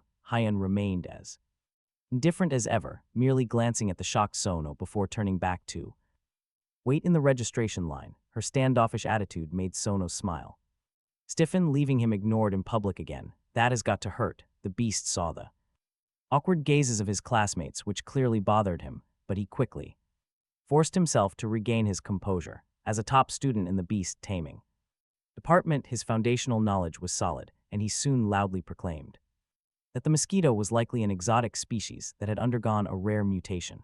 The crowd seemed to accept this explanation, and their fear transitioned into simple curiosity. Sono regained his momentum, explaining that while exotic species sounded impressive, the base form was still just a mosquito with poor foundations. He sensed its internal blood vitality and announced that it was at Most 40 or 50 points, dismissing the beast as a hollow shell, he proudly patted his Windham-Blade wolf, boasting of its intermediate bloodline and its 80 points of blood vitality at birth. He analyzed that its evolutionary potential would cap at 3 transformations, meaning Hyan would never reach the 5th grade or contract a second beast. The surrounding students nodded in conviction as Sono regained his confidence. He stepped toward them again, adopting a tone of experienced maturity, reminding Hyan that the Black Forest was highly dangerous. He offered to let her join his team for a D-grade mission, hunting iron-hide pigs, promising her a share of the reward, acting like he genuinely cared about her. No reaction. Hyan did not even turn her head. It was her turn at the counter where she handed over her student ID to register for a mission. With a cold, steady voice, the staff member took her ID, but his eyelids twitched as his gaze fell on the mosquito. He looked at the data on his screen, noting that the records listed a white-striped mosquito, then stared back at its ferocious form with an absolute look of disbelief. When he tentatively asked if the registration needed updating, Hyan simply refused, clearly finding any explanation a complete waste of time. No words, the clerk did not press the issue, quickly processing her acceptance of the D-grade mission to hunt 3 first-grade early-stage iron-hide pigs. Hyan took her mission voucher and walked toward the exit without sparing Sono a single glance. Her clean, decisive movements left Sono standing there looking uncomfortable, his forced smile quickly fading. Pure annoyance took over. His companions whispered about her arrogance, questioning if she had lost her mind, trying to hunt iron-hide pigs with nothing but a tiny mosquito. Sono feigned generosity, wishing her luck, while secretly anticipating her failure. Honestly, would you bet on a mosquito? He could not wait to watch the fallout. Hyan and the mosquito arrived at the Black Forest outside Jiangchong shortly after leaving the city, and the shift in the atmosphere shifted instantly. Damp, heavy, the air hung thick with the scent of fresh soil and lush vegetation, though it was underlined by a lingering, distinctive stench of demonic beasts. Perched firmly on her shoulder, the beast surveyed this new environment with genuine curiosity and a growing sense of excitement. The scenery was actually quite beautiful, but for the beast, the real draw was how its blood-tracking skill reacted to this place. It was like a fish returning to water. The sheer volume of life signals within its perception was overwhelming, absolute sensory overload. Most of these signals belonged to insignificant small animals, but occasionally it sensed the powerful, rhythmic fluctuations of high-level blood chi. To the mosquito, those were not just monsters, they were field bosses marked on a map, practically glowing with temptation. It felt eager to get started and conveyed its thoughts to the beast taming empress, pointing out a particularly fat, unlucky rabbit about 100 meters away. Hyan, however, completely ignored its suggestion. Her cold, clear eyes were locked onto the ground, scanning for traces with the clinical precision of a master hunter. Tracking prey was an instinct carved into her soul from her previous life, moving forward with total confidence. Fresh tracks. She noted the soil was still damp, indicating a herd of iron-hide pigs had passed through within the last half hour. Judging by the chaotic hoofprints, she estimated there were over 10 of them, all heading toward the upstream water source. Without saying a word, she strode forward, her movements as light and silent as a civet cat. She wove through the dense woodland so smoothly that the beast barely felt a jolt on her. Perched on her shoulder, he watched her in absolute amazement. His respect grew fast. Reincarnators are built differently. Her expertise was incredibly top-notch, and he knew following her would lead to a feast. After 10 minutes of stealthy movement, she stopped behind a bush. She carefully parted the thick branches to reveal a massive, dark, and highly dangerous herd. Iron-hide pigs gathered in the clearing just ahead, looking like huge domestic pigs, but they had rock-hard black skin and lethal tusks. Those tusks glinted with cold light, prompting him to stretch his neck for a better look. His status scan instantly made his heart race. Several first-grade, early-stage pigs had blood chi values around 190, but in the center stood the pig king. It was a first-grade late beast with nearly 400 blood chi points. To his eyes, it was not a threat, but a luxury buffet. He excitedly rubbed his front legs together at the thought of absorbing so much blood energy. But Hyun was far more cautious, silently analyzing the whole situation.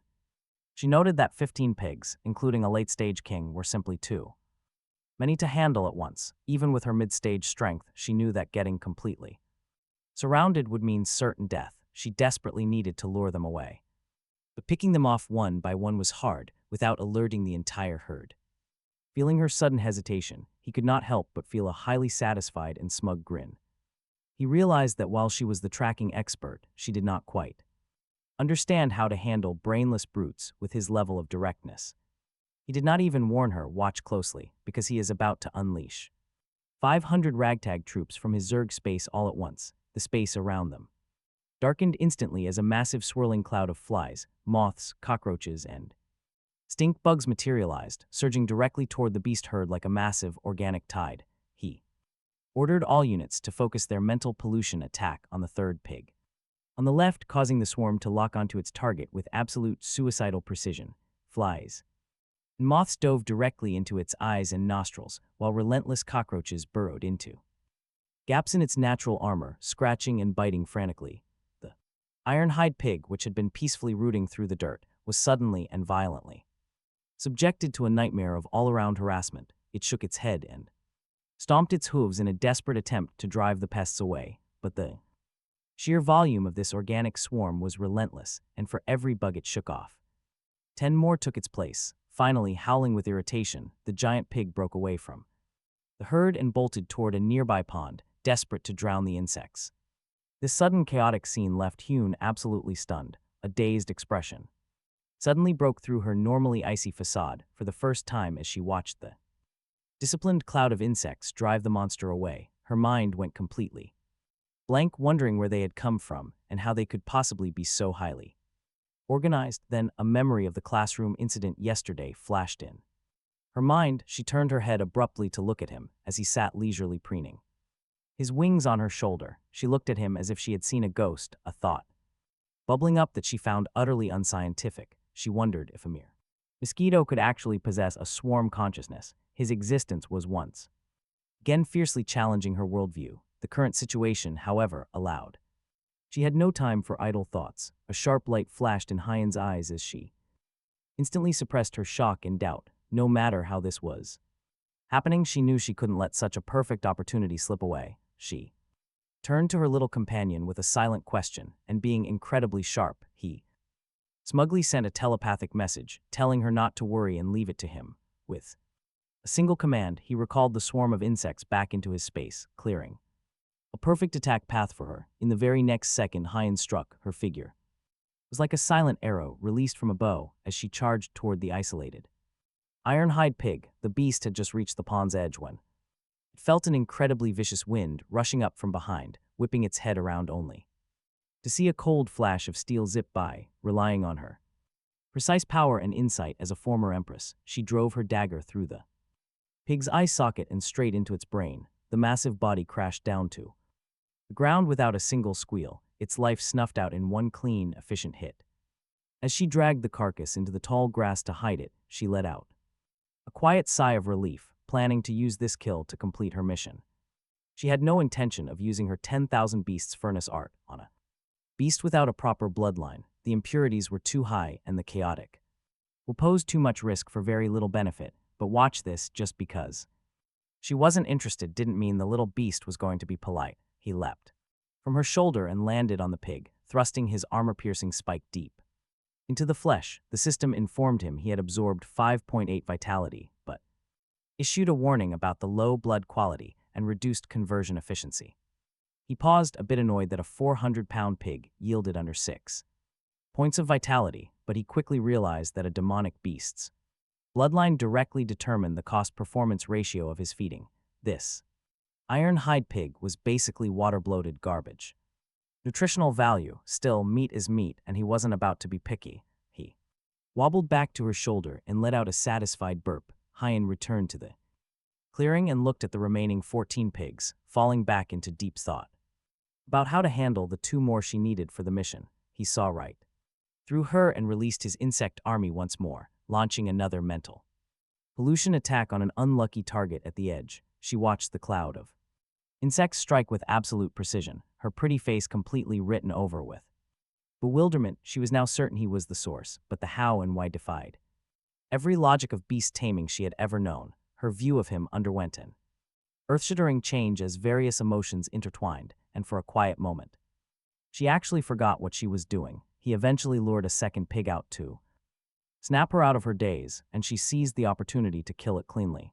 The third pig followed shortly after, and as she stood over the three hidden carcasses, she let out a long breath. The mission was finally complete, but as she glanced at the 12 pigs still rooting nearby, and then back at him, a bold idea took root. Since it was so easy, she decided to take them all down. Every single pig was worth 10,000 yen, making the total over 100,000, plenty for better cultivation resources. A flash of decisiveness belonging to an empress flickered in her eyes as she gave the word. Over the next hour, a bizarre slaughter unfolded. One by one, the pigs were harassed into isolation by his insects and finished off by the ghost-like girl. Even the first grade late-stage pig king only lasted a few minutes against their sea of insects, and her ruthless strikes before falling into a pool of blood. It was a total dimensional strike. Hyen wiped her dagger with a satisfied smile, realizing she couldn't carry them all at once. She tied the three smallest ones with vines to turn in the mission first, covering the rest with leaves to retrieve later. He meanwhile sucked every carcass dry, finally landing on the pig king to drain. Last drop, his total vitality surged to 86.9, gaining 5 evolution points, bringing his total to 22.8, only 13.1 points away from the third evolution, and his excitement was unreal. The pigs were squeezed so dry that even the marrow was gone, but he wasn't in a rush, figuring he might find another victim on the way back. Now get this, Xian Ho and his crew stand frozen at the edge of the clearing, their eyes nearly popping out of their sockets. They had only walked a few steps after stumbling away from their own injured windblade wolf when a thick bloody stench drifted over on the wind, and they had subconsciously followed the scent like dogs catching the smell of fresh meat. Now they have arrived at the patch of forest that Hyen and he cleared out, and the scene before them is something out of a nightmare. On the ground, blood flows like a small river. Chaotic hoof prints crisscross the soil. Traces of battle scar every tree trunk, and the dirt itself is stained a deep dark red so thoroughly that it looks more like rust than earth. This is Xian Ho stammers, his voice trembling as if his throat is bone dry. It is the blood of an iron-hide pig, no mistake about it, one classmate says, crouching down and pinching a bit of soil between his fingers in horror. At least a dozen of them died here, wiped out completely. The group looks at each other, seeing their own shock and disbelief reflected back from each face. Are you kidding me? The tall, thin one whispers. The herd we ran into earlier only had about a dozen, right? Who on earth did this? This is too fierce. This is on another level entirely. Xian Ho's brain spins rapidly behind his eyes, with the gears of deduction visibly clicking into place as he reaches what he is sure must be the only correct conclusion. He speaks with great certainty, the confidence of a beast tamer who is sure he solved the mystery. To silently wipe out an entire herd of iron-hide pigs in such a short time without even letting the pig king escape, this was definitely done by a professional hunting team from the Monster Hunting Guild, he declares, his voice rising with confidence. It had to be an elite team led by at least a second-grade martial artist with tactical coordination, the kind of team that has hunted together for years. The more he speaks, the more it makes sense to him, and his gaze toward the battlefield fills with awe and admiration, as if he is examining a masterpiece left behind by some legendary squad. 2. Professional, he continues, sweeping his hand toward the ground. Look, although there are many traces on the scene, it is not chaotic. This shows that the battle was conducted under extreme control. The opponent did not give the herd any chance to resist or escape. This method is pure art. The other students nod repeatedly. They scan the dark forest surroundings with growing vigilance, terrified the elite squad might still be close. Mistaken for poachers, terrible, so they follow the blood trail on the ground, creeping forward for a few dozen meters, avoiding the deepest smears. Soon they discover the pile of iron-hide pig carcasses. Hyen and her companion hid under leaves and branches, staring at this mountain of pig bodies. The group swallows hard. Damn, a dozen iron-hide pig carcasses. If they sold all of these, how much money would that make? Greedy thought flashes through all their minds at the exact same instant. How, brother, how? The tall, thin student murmurs, licking his dry lips. Should we? Why not just take 3? No one is here anyway, and no Cameras either. Sean Ho's heart begins to pound heavily inside his chest. Reason tells him that stealing another martial artist's prey is a major taboo. In the wilderness, the kind of thing that gets people quietly killed and dumped in shallow forest pits, the consequences would be unimaginable if the owners return, but the temptation is just too strong. If they take just 3, their mission is complete. Take 1 more and they could cover the treatment fee for the injured windblade. Wolf still twitching back there in the dirt, Sean Ho's mind wrestles with the choice. He carefully scans the area once more, eyes searching between the trees. No one is around. The elite team must have already moved on. Finally, he cannot resist the temptation and grits his teeth. Let us do it, he says. The group immediately scrambles to push away the leaves, hands diving into the pile, preparing to pick out 3 iron-hide pig carcasses in the best condition. They laugh softly, giggling like petty thieves who think they have gotten away with it, but wait, just as their hands are about to touch the carcasses, a cold voice like ice from the netherworld drifts from behind them. What are you doing? Sean Ho and the others freeze instantly as if hit by a freezing spell. Cold sweat breaks out on every brow at the same time. They turn their heads slowly, inch by inch, like prey in a horror movie who already know what they will see. Under a tree nearby, Hyan stands quietly. A hideous black giant mosquito is perched on her shoulder. Her companion watches them, her freezing eyes stare emotionlessly, the way a butcher watches livestock. Sean Ho stammers, and his classmates are completely stunned. The hearts that had been in their throats drop back down in an instant. Relief visibly floods through the entire group. So it is only her, a false alarm. Of course, they would never think for even a second that this massacre was caused by Hyan. What kind of joke would that be, just based on a first-grade, early-stage martial artist plus a mutated mosquito without even a monster grade? Could she wipe out an entire herd? The Pig King would laugh. Hearing that, they are absolutely convinced. In their eyes, Hyan just got incredibly lucky, just like them. She simply stumbled upon a massive treasure left behind by someone else. The tall, thin classmate lets out a massive sigh of relief, clutching his chest. Seonho relaxes, though he is still pretty nervous deep down. After all, they just got caught red-handed trying to steal. He clears his throat, acting as if nothing happened, and takes the lead. He calls out to classmate Hyan, asking if she found this place too. He wishes her good luck, his voice dripping with that familiar smugness. Pausing, his eyes flicker as he calculates, looking over the pile of dead pigs. He lowers his voice, adopting a tone he clearly thinks sounds incredibly reasonable. He proposes a deal. They should all just pretend they saw nothing today. They should not take all the pigs, just in case the real owner comes back. His group will take 3, Hyan can take 1, and then they all split. He asks if that sounds fair, boasting about how generous he is being. He claims he would never offer this deal to anyone else, speaking with absolute confidence.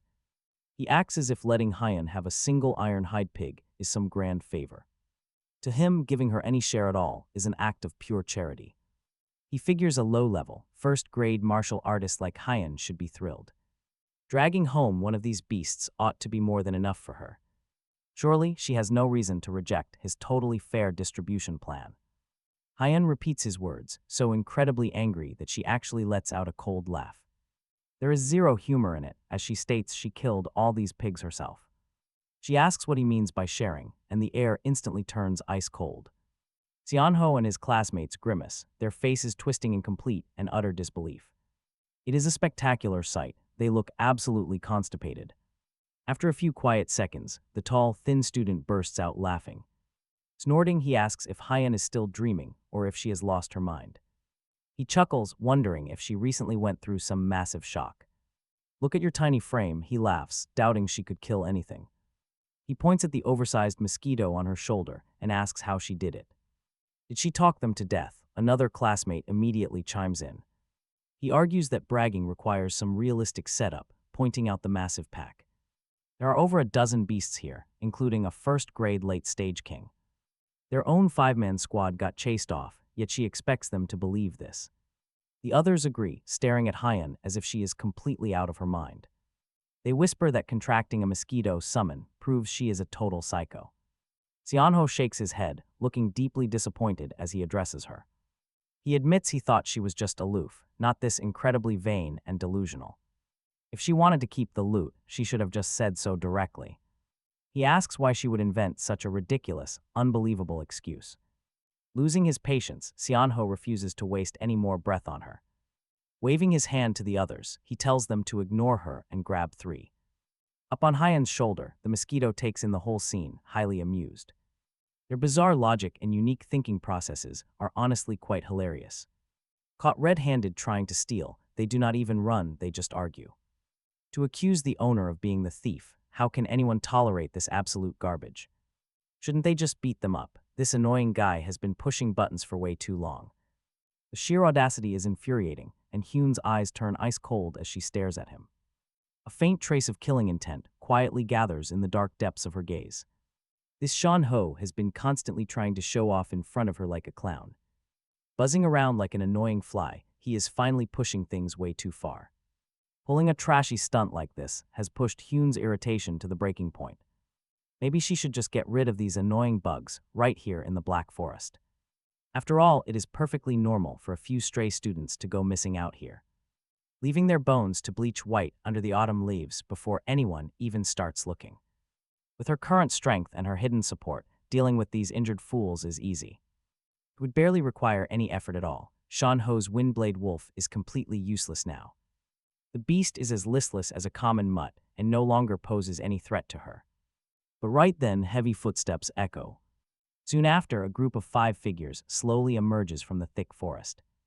Wearing matching black combat uniforms, they radiate a heavy, murderous aura. These are clearly professionals who live on the edge, led by a cold, burly man. An instinctive scan using blood tracking quickly reveals the leader's terrifying profile. Huang, a second-grade peak martial artist. His blood chi is nearly 2,000 points, a true second-grade peak. It is a startling sight, showing a blood chi level on a completely different scale. This middle-aged man is on an entirely different level than any other fighter. Compared to any first-grade martial artist previously encountered, he is a monster. If a first-grade fighter is like a bright 100-watt light bulb, then this man's energy is like a small, roaring boiler. His power is massive. Not only is it vast, but it is condensed, pure, and absolutely bursting with strength. A second-grade peak is truly terrifying, marking an insane leap in power levels. This provides a much clearer understanding of how the power levels work here. The gap between the first and second-grade tiers is absolutely massive. A peak second-grade warrior actually possesses nearly 2,000 blood chi points. By comparison, a starting blood chi of under 100 is barely anything at all. These newcomers are clearly a professional squad from some powerful hunting guild.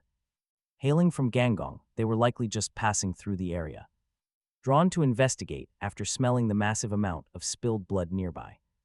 Talk about worst-case scenarios, their appearance instantly terrifies Sean Ho.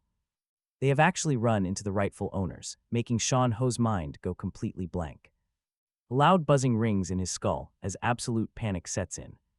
This powerful elite squad must be the ones who originally hunted the pig herd. Getting caught red-handed while stealing is something they cannot explain away. No clever excuse will save him now, triggering a desperate survival instinct. After a single second of frozen panic, he makes a ridiculously shameless decision. He suddenly points a finger at Hyun, his face contorting into dramatic outrage. Shouting out righteously, he tells the seniors they arrived just in time. He claims this greedy woman wants to keep their prey all for herself, insisting his group only stepped in to stop her, but she refused to listen. Help us get justice, they plead. Haeun and the Mosquito are both completely dumbfounded. Seriously, this guy must have some kind of massive death wish. His talent for framing people before they can even speak is masterful. It is the kind of cheap move that makes you wonder where he learned it. Meanwhile, the hunting squad is even more confused. Their leader, Huang, frowns. He glances at the pig carcasses, looks at Xianho, and sweeps his gaze over them. Giving them a look reserved for idiots, he coldly mutters. Not bothering to deal with these childish antics, he simply waves his hand. He leads his team away, heading toward the forest edge without looking back. To professionals like them, there are much more important things to deal with. Xianho and his little group are left completely stunned by that harsh reaction. They stand frozen under that dismissive look, completely unable to react. What just happened? Did they seriously just walk away without pursuing this? Meanwhile, Heian and the mosquito stare intently in the direction the squad went. Both the human and the beast are suddenly filled with deep suspicion. The exact moment the squad walked past, they both sensed something was off. An incredibly thick scent of high-grade beast blood was clinging to those hunters. That metallic aroma was far purer than the spiritual snake they encountered before. What is happening? Heian is deeply shaken, her frantic thoughts echoing through the bond. Her panic is so loud through the blood contract, the mosquito hears it clearly. Did they actually hunt down a high-grade demon beast? That should be impossible. Fully grown, those monsters are at least 7th-grade legendary existences. How could a 2nd-grade squad ever hope to take down something like that? Could it be a cub, but young beasts never leave their mothers? Unless a startling, wild possibility suddenly flashes in her mind. What if the parent beast was heavily injured? What if its strength collapsed? If so, a massive, life-changing opportunity is waiting right for them. High-grade demon beast blood is exactly what she needs most right now. Mosquito is also incredibly excited at the sheer potential of this find. This kind of high-grade blood would serve as an ultimate tonic for him. That green snake from before was just a baby, yet he drained massive power. He got dozens of blood points from it in just a single night. If he can get an adult beast, his power will skyrocket instantly. His compound eyes gleam with absolute greed at the glorious thought. Meanwhile, Xianho and his crew look at each other in complete shock. The professional squad is gone, leaving total confusion in their wake. But slowly, a massive wave of pure joy begins to sweep through them. They are actually gone, and they did not even take the pigs with them. These low-grade carcasses are beneath them, so they just left. We are rich, they cheer. We have hit the ultimate jackpot this time. Watch this, survival relief instantly shifts to pure greed. Pure, bottomless greed takes over as they rub their hands together. Hungry, burning eyes lock onto the massive pile of dead beasts. Xianho is ecstatic, completely ignoring Heian as he waves his hand. He turns to his crew and yells, "What are you waiting for? Hurry up, everyone grab one so we can finish this and make a fortune." In his eyes, Heian is now just an irrelevant background character, since even the rightful owners did not want these pig carcasses. What could a crazy woman like her possibly do? The other students immediately respond, rushing toward the pile of pig carcasses with excitement. Heian and the mosquito silently watch the scene unfold. The human and the mosquito glance at each other, their minds perfectly in sync as they reach a consensus. Just because they want the blood of an elite bloodline demon beast does not mean they're giving up on these pig carcasses. Zerg space open. With a thought, the mosquito once again releases 500 underlings from his Zerg space without any warning. Buzz, buzz, buzz, whoosh. A dense black cloud of insects, like a flood breaking through a dam instantly, envelops the area above Saiyan-Ho and his group. Damn, what is going on? Saiyan-Ho and his crew, who were just about to carry those ironhide pig carcasses away, on their shoulders, are completely dumbfounded by this sudden turn of events. Before they can even react, they are completely submerged by a cloud of insects. Ah, my eyes, help, a bug crawled into my nose, do not bite. Get away. For a moment, screams, curses, and the sound of slapping mixed together, creating absolute chaos in the clearing. Although these insects do not have much offensive power, their sheer numbers are overwhelming, with hundreds of insects swarming around them, crawling into their eyes, noses, and ears. That feeling is actually worse than getting stabbed. Windblade Wolf, use Windblade. In the chaos, Saiyan-Ho still tries to command his contracted beast to counterattack. However, his Windblade Wolf, which is already heavily injured from earlier, is currently covered in dozens of cockroach insects, rolling irritably on the ground and howling, having no time to cast any skills at all. And right when they are caught in a panic by the swarm of insects and their formation is in disarray, Heian moves, her figure like a ghost silently cuts into the fray. Her target is the thinnest and tallest classmate. That person is closing his eyes, waving his arms wildly, trying to swat away the flies on his face, completely unaware of the arrival of death. Squelch, a cold light flashes, the dagger in Heian's hand, like the fangs of a viper, precisely and ruthlessly slashes across his throat. Blood instantly spurts out in a hot arc. The tall, thin classmate's movements suddenly stiffen, his eyes widen, and with a look of terror and confusion still on his face, he falls straight down. One hit kill. La Wanga. Classmate nearby sees this scene, gets scared out of his wits, and screams, "Saiyan-Ho!" Also sees it, the color instantly drains from his face, and a bone-chilling cold rushes from the soles of his feet straight to his skull, a first grade. Mid-stage, the moment Hyan attacked just now, he clearly felt the surge of blood. Energy she released, that was definitely the strength of a first-grade mid-stage. But how could this be? Was her martial arts talent not terrible, still only first-grade early stage in her senior year? When did she break through? And this combat power is too exaggerated, right? First-grade mid-stage strength. One-hit killing of a first-grade early-stage martial artist. This combat experience and explosive power could rival a first-grade late-stage martial artist. Sean Ho suddenly stares at Hyan's shoulder, only to notice something strange. The giant black mosquito has been as steady as a mountain this entire time. It stands completely unaffected by the insect swarm. Their attacks are so precise and unified that a terrifying thought strikes him. His scalp tingles as a shocking realization explodes in his mind. Is it controlling them? That is it, it must be it. No wonder there was a sudden insect outbreak in their classroom yesterday, and no wonder this swarm appeared just now. What kind of terrifying and bizarre monster is this? Not only can this creature evolve, but it can also control massive insect swarms. If it truly possesses this power, then those giant iron-hide pig carcasses on the ground, Sean Ho's mind completely freezes up. His brain feels like it has been struck by lightning, connecting the clues. So what Hyan said just now was completely true. These beasts were actually killed by them. All this time, Sean Ho was nothing but a ridiculous, delusional clown. Feeling incredibly smug, he thought he had stumbled upon abandoned high-value prey. He was boasting and trying to steal credit. Now endless regret and an overwhelming tide of fear completely wash over him. He needs to run away as fast as possible. A desperate desire to survive takes over. Sean Ho stops caring about his pride or the pig carcasses and turns. He tries to bolt straight into the forest, but the mosquito already anticipated his move. Did he think he could just run? The giant mosquito immediately issues an order. It commands its ground squad to trip him up, and suddenly, a massive, creepy wave of cockroaches and crawling insects instantly dart out from the thick grass. They charge at Sean Ho's feet, tripping him. Losing his balance, he slips and falls flat on his face with a thud. In that single second of crucial, deadly delay, Hyan's terrifying shadow already looms over him. She appears right behind him, radiating a cold and murderous intent.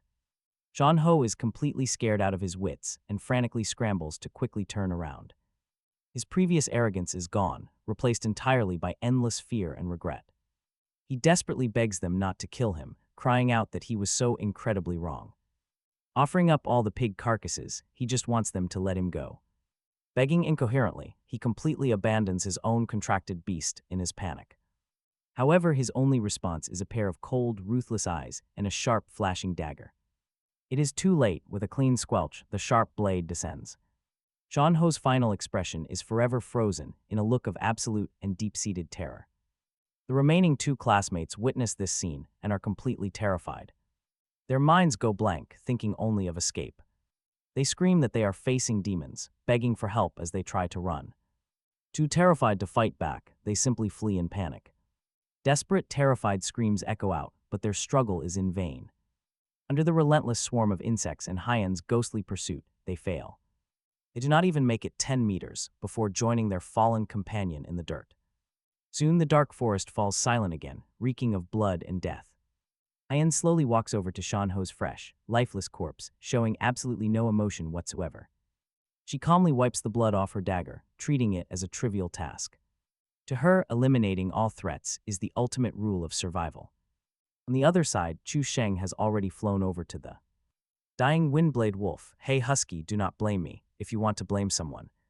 Blame yourself for following the wrong master, he mutters in his heart and unceremoniously drives his armor-piercing spike deep into the Windblade Wolf's neck. A series of system messages flashes through his mind, telling him that he has absorbed 3.1 and 3.2 blood chi, and he has absorbed 9.2 blood chi from this single beast. His current total blood chi is 96.1, with digestion already in progress. The process will take half an hour, yielding 2.8 evolution points upon completion. Awesome, he pulls out his proboscis with satisfaction. Looking at his surging blood value, he is feeling absolutely wonderful inside.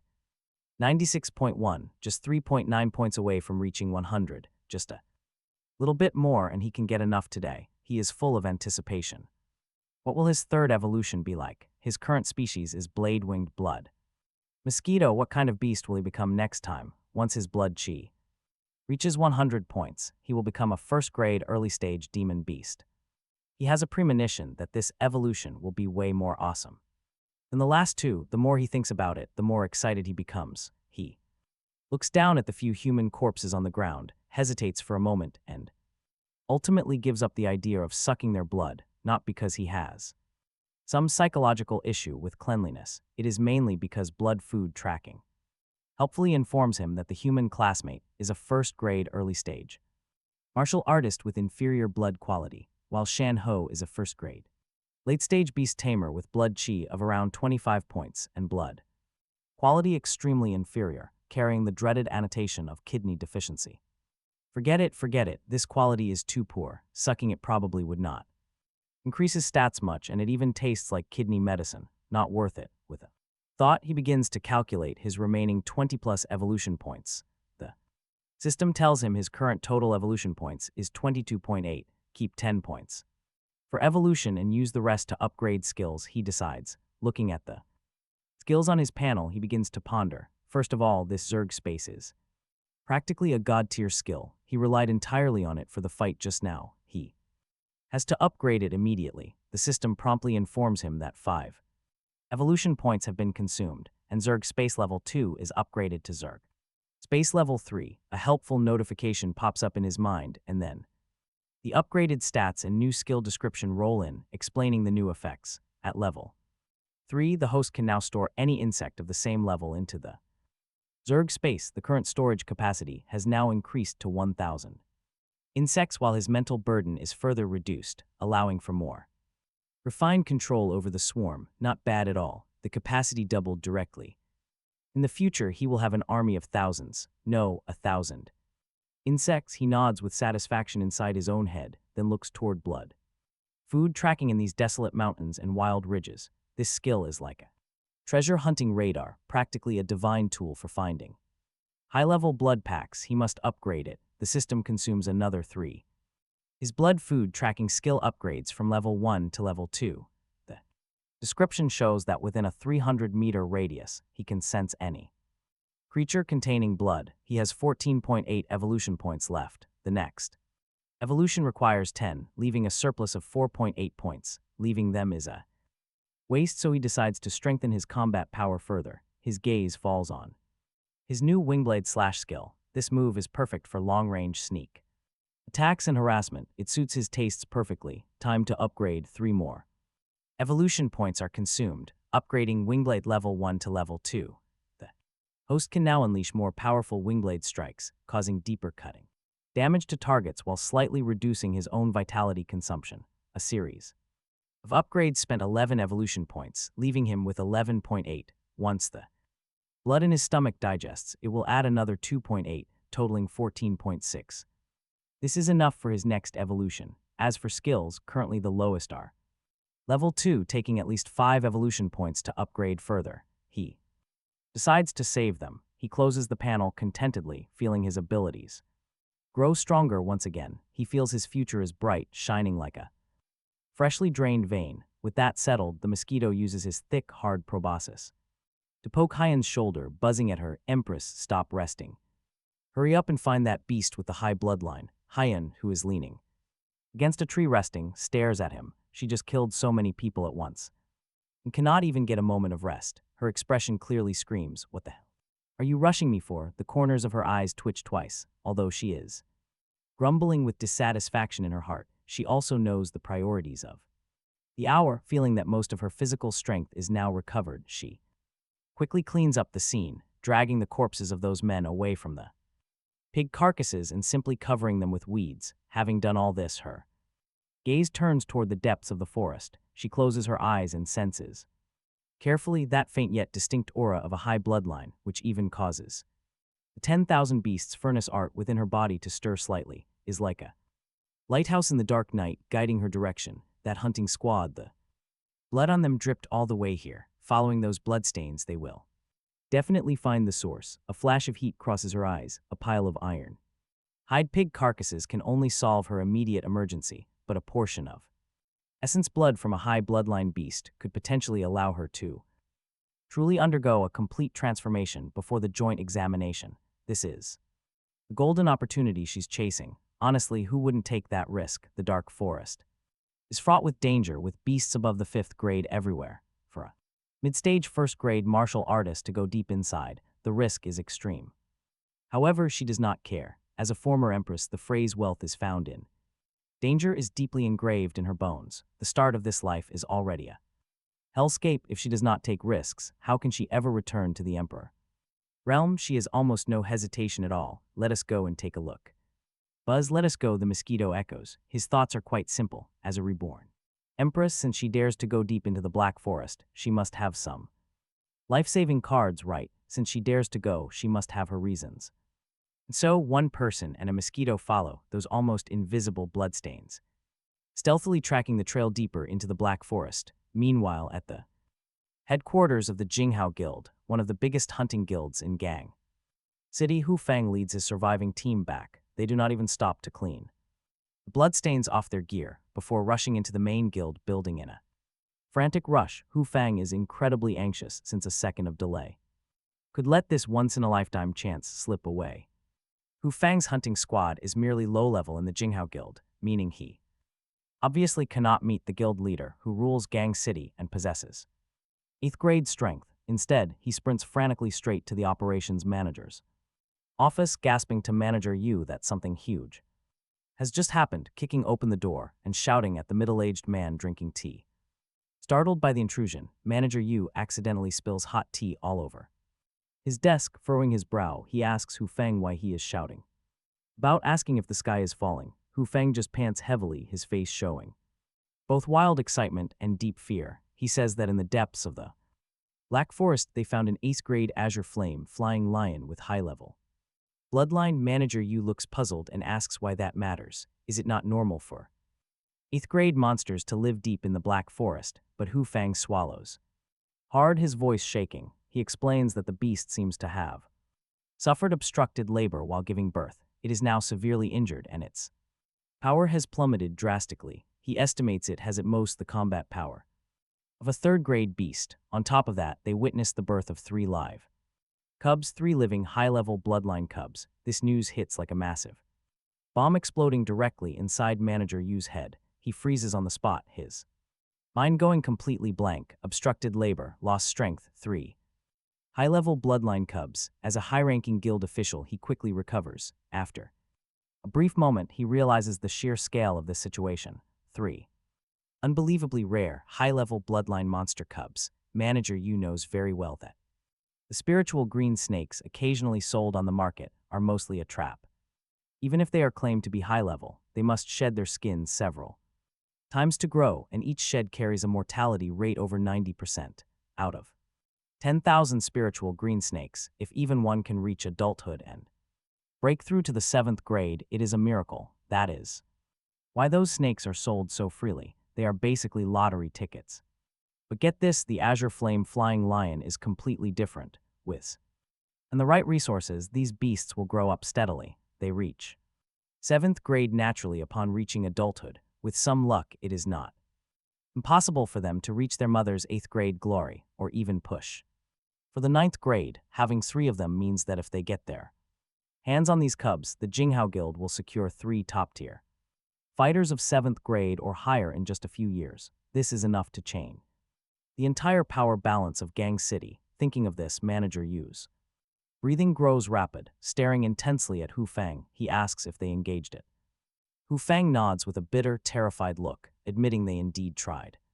The squad originally hoped to exploit the beast's weakness and steal her cubs, but Old M and his crew were instantly crushed to paste by its giant paw. Even though the monster's power had plummeted, a weakened powerhouse is still deadlier than any normal warrior. They stood absolutely no chance and had to retreat to gather reinforcements. Idiot, Manager Yu barks, a 2nd grade piece of trash daring to target an 8th grade beast and asking if he wants to die. But now is not the time to assign blame. He immediately grabs the encrypted communicator on his desk, connects to high-level guild leaders, and reports the situation as briefly as possible. on the other end of the line.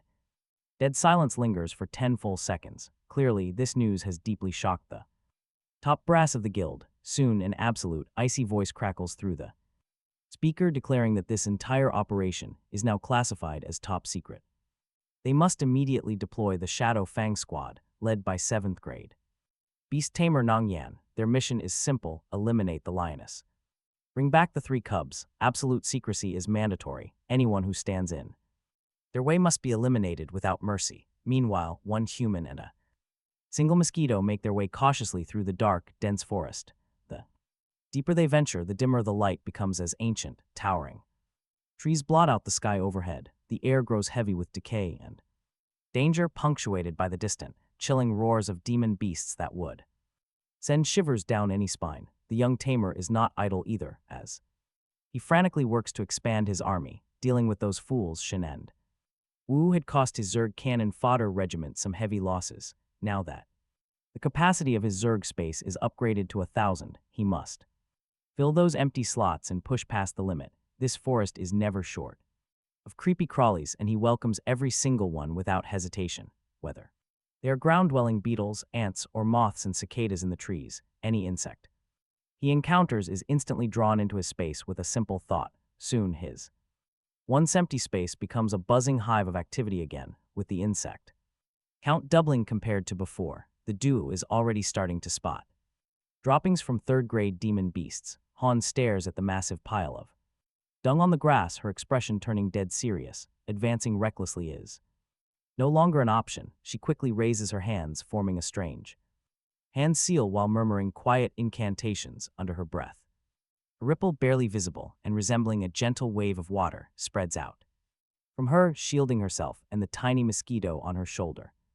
Art of concealment, she whispers. This incredibly profound auxiliary technique was obtained by chance in her past life. While it has 0 offensive capability, it completely hides her presence and vital signs from nearby threats. Once activated, unless a monster above the king grade comes within 100 meters and runs a thorough scan, detecting her traces is practically impossible. This secret is her greatest trump card, enabling a mere 1st grade mid-stage warrior to venture deep into this lethal forest. Sensing this strange energy, the mosquito looks up in sheer amazement. He discovers that both Han and he have turned into lifeless stones, blending seamlessly into the dark forest. He can't help but respect this empress even more now, just as expected of her.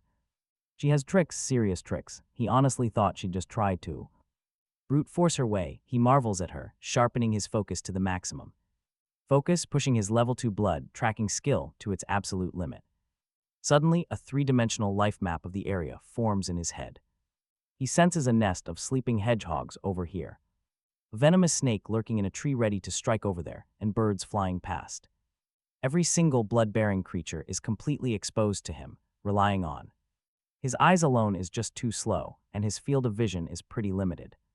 With a quick thought, he divides his newly recruited insect army inside the base into dozens of small scout squads and sends them out in all directions. Squad 1 heads east, Squad 2 heads west, and Squad 3 takes to the skies. Their job is simple: scout everything and report any massive targets immediately. But he quickly realizes that once these minions fly past 500 meters, his spiritual link with them starts acting up like a terrible internet connection, glitchy and totally unstable. He only gets super fuzzy signals back, making precise control pretty much impossible. Frustrated, he checks his system panel to see his stats. His spiritual power is sitting at just 10.2, still way too weak. He has already evolved twice from a tiny bug with almost no power at all. Almost a 1st grade demon beast now, yet his mental strength barely increased. Going from 0.01 to 10.2 is just terribly unbalanced. Talk about a lopsided system. Still, a 500-meter scouting radar is better than nothing.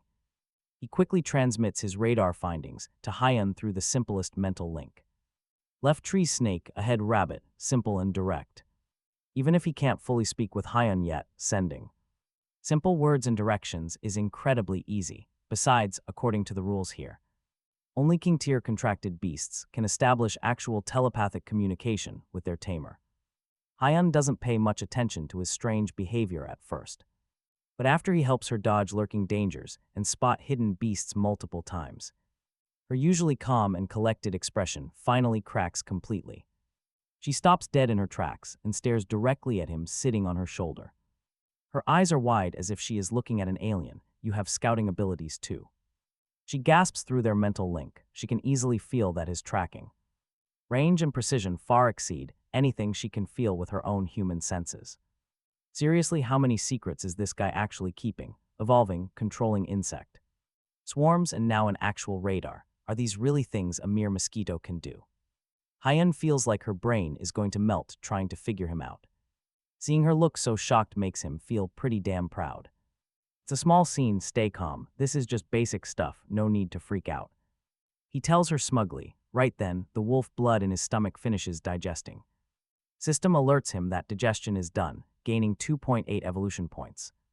That brings his total to 14.6, but an intense hunger instantly washes over him. He checks his stats again. His current level of power is sitting at 96.1. He is just one tiny step away from the 100-point threshold. With just one more bite, he will finally trigger his next major evolution. At the same time, he will officially step into the ranks of first-grade demon beasts.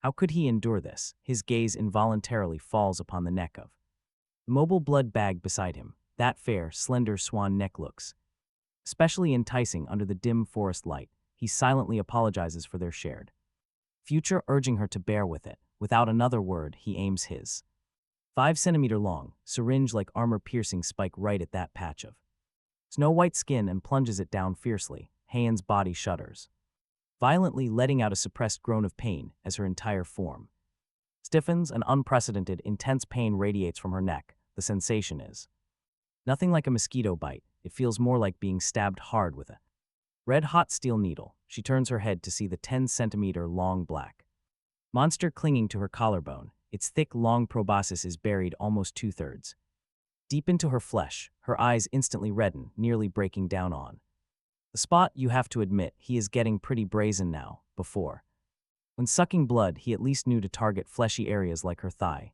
Now, he goes straight for her neck. What does he take her for? An all-you-can-eat buffet? Sensing the Empress's overwhelming fury and grievance, he continues, sucking greedily while transmitting a soothing thought, begging her to endure. Almost done, but she just wants him to stop. It hurts so much. The system announces his vitality increased by 1.1, then 1.3. He has absorbed a total of 5.2 vitality, making his total 101.3. Then congratulations to the host for breaking through 100 vitality, formally promoted to first grade early stage demon beast. It is here. He is thrilled. A power far stronger and purer than any before surges instantly from every cell in his body. He feels his strength, speed, and even physical toughness take qualitative leap at this very moment. Now he feels that with one flap of his wings, his wing blade slash is at least 30% stronger than before. This is the epic enhancement of stepping across the threshold of a demon beast. On the other side, after experiencing the initial sharp pain and anger, Hyen belatedly realizes something is wrong. She perceives the changes within his body.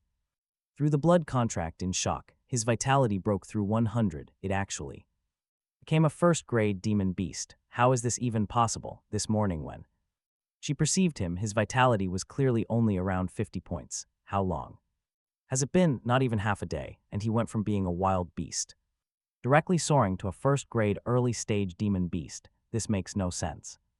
Hyen's brain works rapidly. Suddenly, she remembers the spiritual green snake that had been sucked dry in her rental, and then the iron-hide pig herd that had just been wiped out. An incredible thought, yet the only explanation explodes in her mind. Could he actually be able to directly convert the vitality he sucks into his own? As soon as this thought appears, she is completely petrified. In her 2 lifetimes, she has never heard of any creature possessing such a heaven-defying ability. Standing at the peak of the world in her past life, she had seen countless powerful demon beasts famous for blood-sucking. For example, the king-level bloodline blood-sucking demon bat, or the imperial-level bloodline netherworld blood sea dragon. They could indeed grow stronger. Other creatures grew by drinking blood, but that was a long process requiring constant refinement and purification. For him, directly copying and pasting the absorbed vitality onto himself was simply unheard of. even the forbidden evil. Technique Hyun practiced, the 10,000 Beasts furnace art, looked like a toddler. Learning to walk compared to his terrifying conversion efficiency. After the shock, Hyun felt both joy and worry. Her mood became extremely complicated. The joy was that this mosquito's growth speed was absolutely insane. If he could keep this up, could she actually restart her path as a beast? Tamer again, but her worry was that since ancient times, there had never been a demon beast capable of evolving more than 3 times, even the highest Imperial-level bloodline could only evolve 3 times at most in a lifetime. This mosquito's starting point was so low, yet he had already evolved twice just to reach the first grade early stage. Even if he evolved a third time, it would be hard to reach above the 3rd grade. Could he even evolve a 4th time? If someone had told her before that a beast could evolve a 4th time, she would have scoffed, but honestly, would you blame her?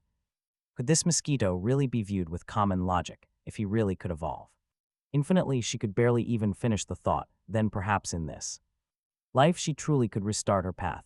Meanwhile, Chu Sheng withdrew his proboscis with satisfaction. Looking at his system panel, he could initiate the 3rd evolution at any time. However, the 3rd evolution would take 10 hours. Now was clearly not the time. Buzzing softly, he told her, "Let us go, Empress. Stop dazing around and let us get down to business." Only then did she snap back to her senses. Then, the human and the mosquito set off once more. With him acting as a super radar, their subsequent journey was without danger. Several times they brushed past some powerful demon beasts. He even saw a 5th-grade demon beast, an earth-shaking bear the size of a small mountain, napping in the distance through his swarm's reconnaissance. That terrifying vitality fluctuation was as bright as the sun in his eyes. Hyun was also so startled that her back was covered in cold sweat. Several times she felt like she had walked past the gates of hell. The way she looked at him also became increasingly complex. She found her view of him was subtly changing from an initial burden to a shocking surprise. Now, he seemed like an annoying but exceptionally reliable ally. Finally, after venturing deep for a full 10+ kilometers, the aura of high-level bloodline became richer than ever before. The human and mosquito stopped outside a valley covered by vines and scattered rocks. That enticing scent of blood was coming from inside this valley. He pushed his blood food tracking ability to its limit, focusing his mind intensely as he probed into the valley. The next second, a scene appeared in his mind that made his mosquito body tremble violently. In the depths of that valley, there was a source vitality as huge as a dying star, yet rapidly dimming. That life force was draining at a rate visible to the naked eye. It was clearly severely injured and on the brink of death. There really was a dying adult high-level bloodline demon beast. Not only that, beside that massive vitality source, there also lay 3 small yet diamond-bright vitality sources. Though weak, the purity of their bloodlines do not seem inferior to that dying colossal beast at all. He can barely stop himself from buzzing out loud in sheer excitement on the spot. A dying, high-level bloodline demon beast and 3 newborn cubs. Did he just hit the ultimate jackpot and discover a hidden demon beast nest? He quickly stifles his sheer excitement and sends this massive news directly to Hyun through a brief mental message. "Empress, a giant blood bag is dying right next to 3 tiny ones." Receiving this bizarre mental message, Hyun is momentarily stunned. "Blood bag," she frowns, pondering the weird wording for a brief second before she reacts. His strain vocabulary most likely refers to living creatures packed with rich vitality. A giant dying creature and 3 small ones. Her breathing instantly quickens as a shocking realization hits her. A severely injured, dying adult high-level bloodline demon beast and 3 of its tiny cubs. Her eyes instantly light up with unprecedented excitement. This surprise is simply too massive. In her past life, she went nearly broke, spending tens of millions just to buy a high-grade spiritual snake with a huge risk of failing to grow. She never expected to stumble upon 3 perfect specimens directly today. If she can absorb this adult high-level beast dry and secure those 3 newborn cubs, it would be an incredible fortune. The more she thinks about it, the more thrilled she gets. She immediately prepares to stealthily slip into the valley and investigate. But right then, the little mosquito's expression twists in alarm. Wait. Someone is approaching behind them. With his upgraded blood tracking, he clearly detects them just a few hundred meters behind. Over a dozen powerful signatures are charging toward their position at high speed. among these auras.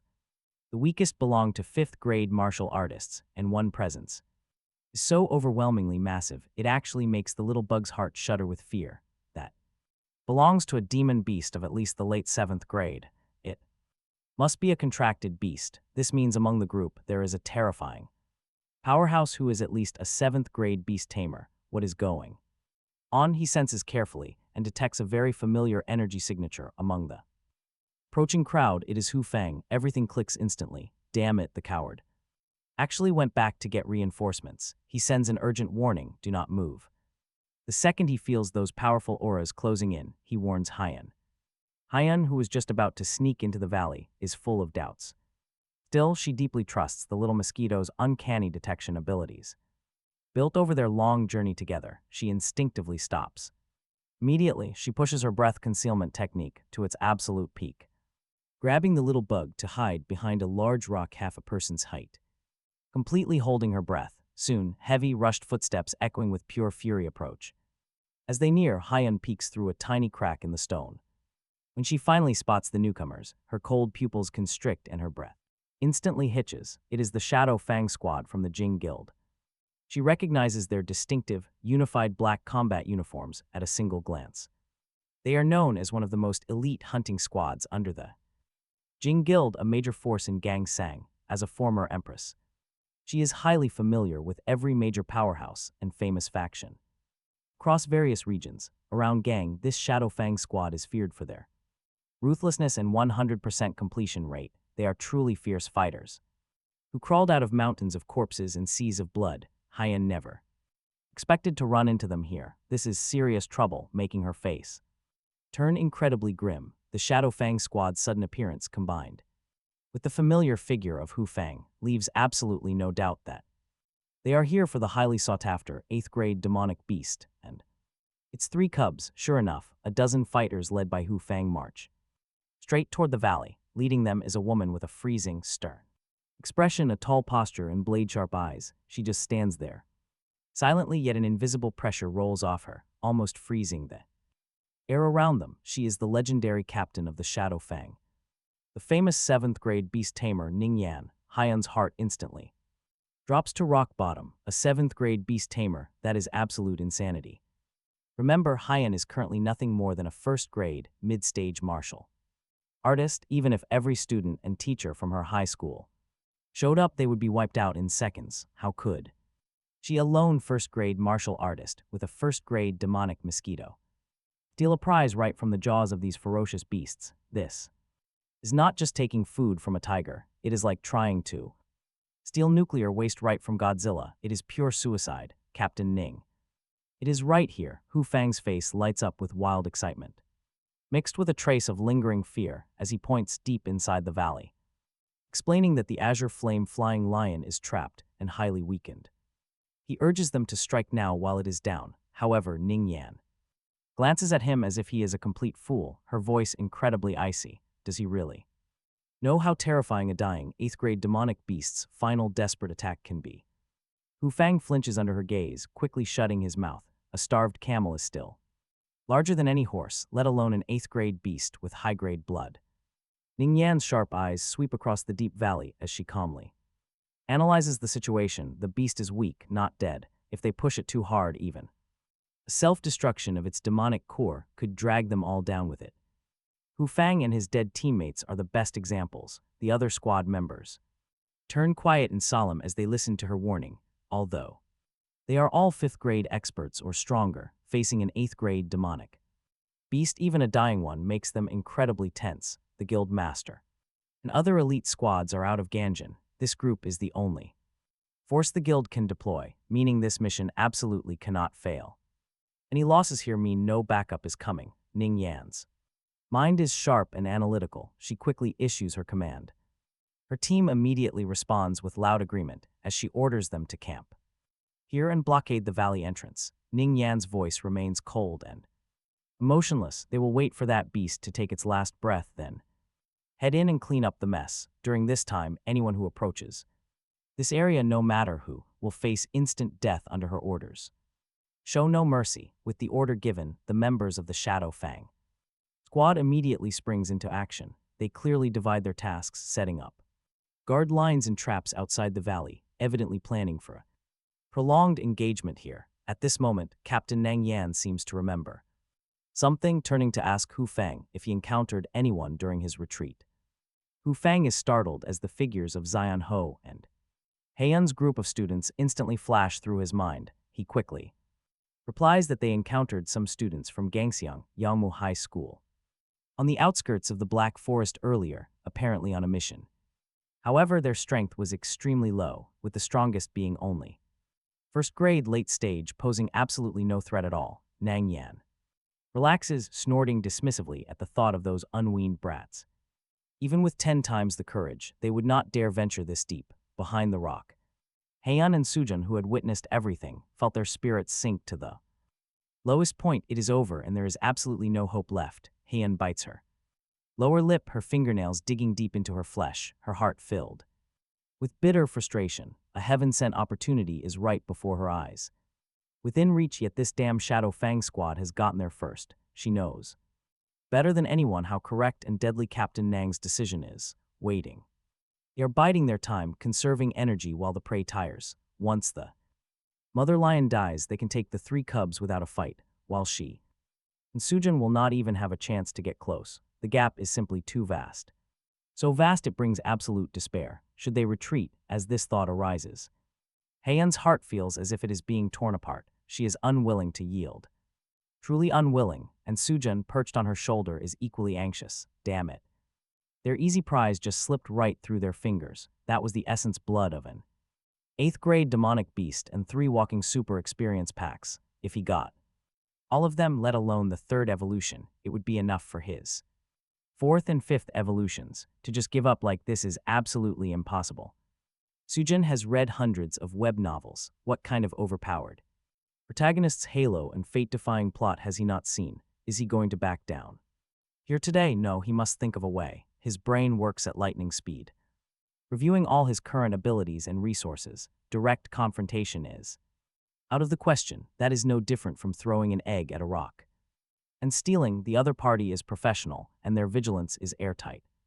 With his 10-centimeter body, flying over would likely get him blasted to smithereens, so what else could he do? Suddenly, a daring, almost insane plan flashes through his mind like lightning. He has it. Buzz, buzz, buzz, go. Do not leave, Empress. He has a plan. He excitedly flaps his wings against Heian's face, conveying an incredibly firm thought to her. Heian, who is about to make up her mind to retreat, is stunned. Asking if he has a plan, she looks at him.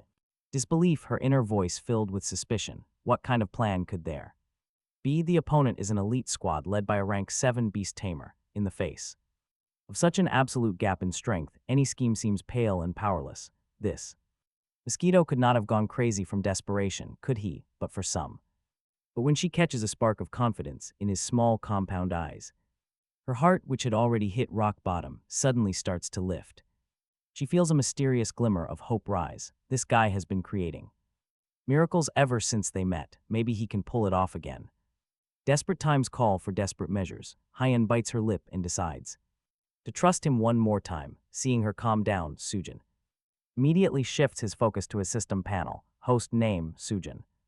Race, Bladewinged Blood Mosquito. Lifespan, 93 days. Blood Chi, 100.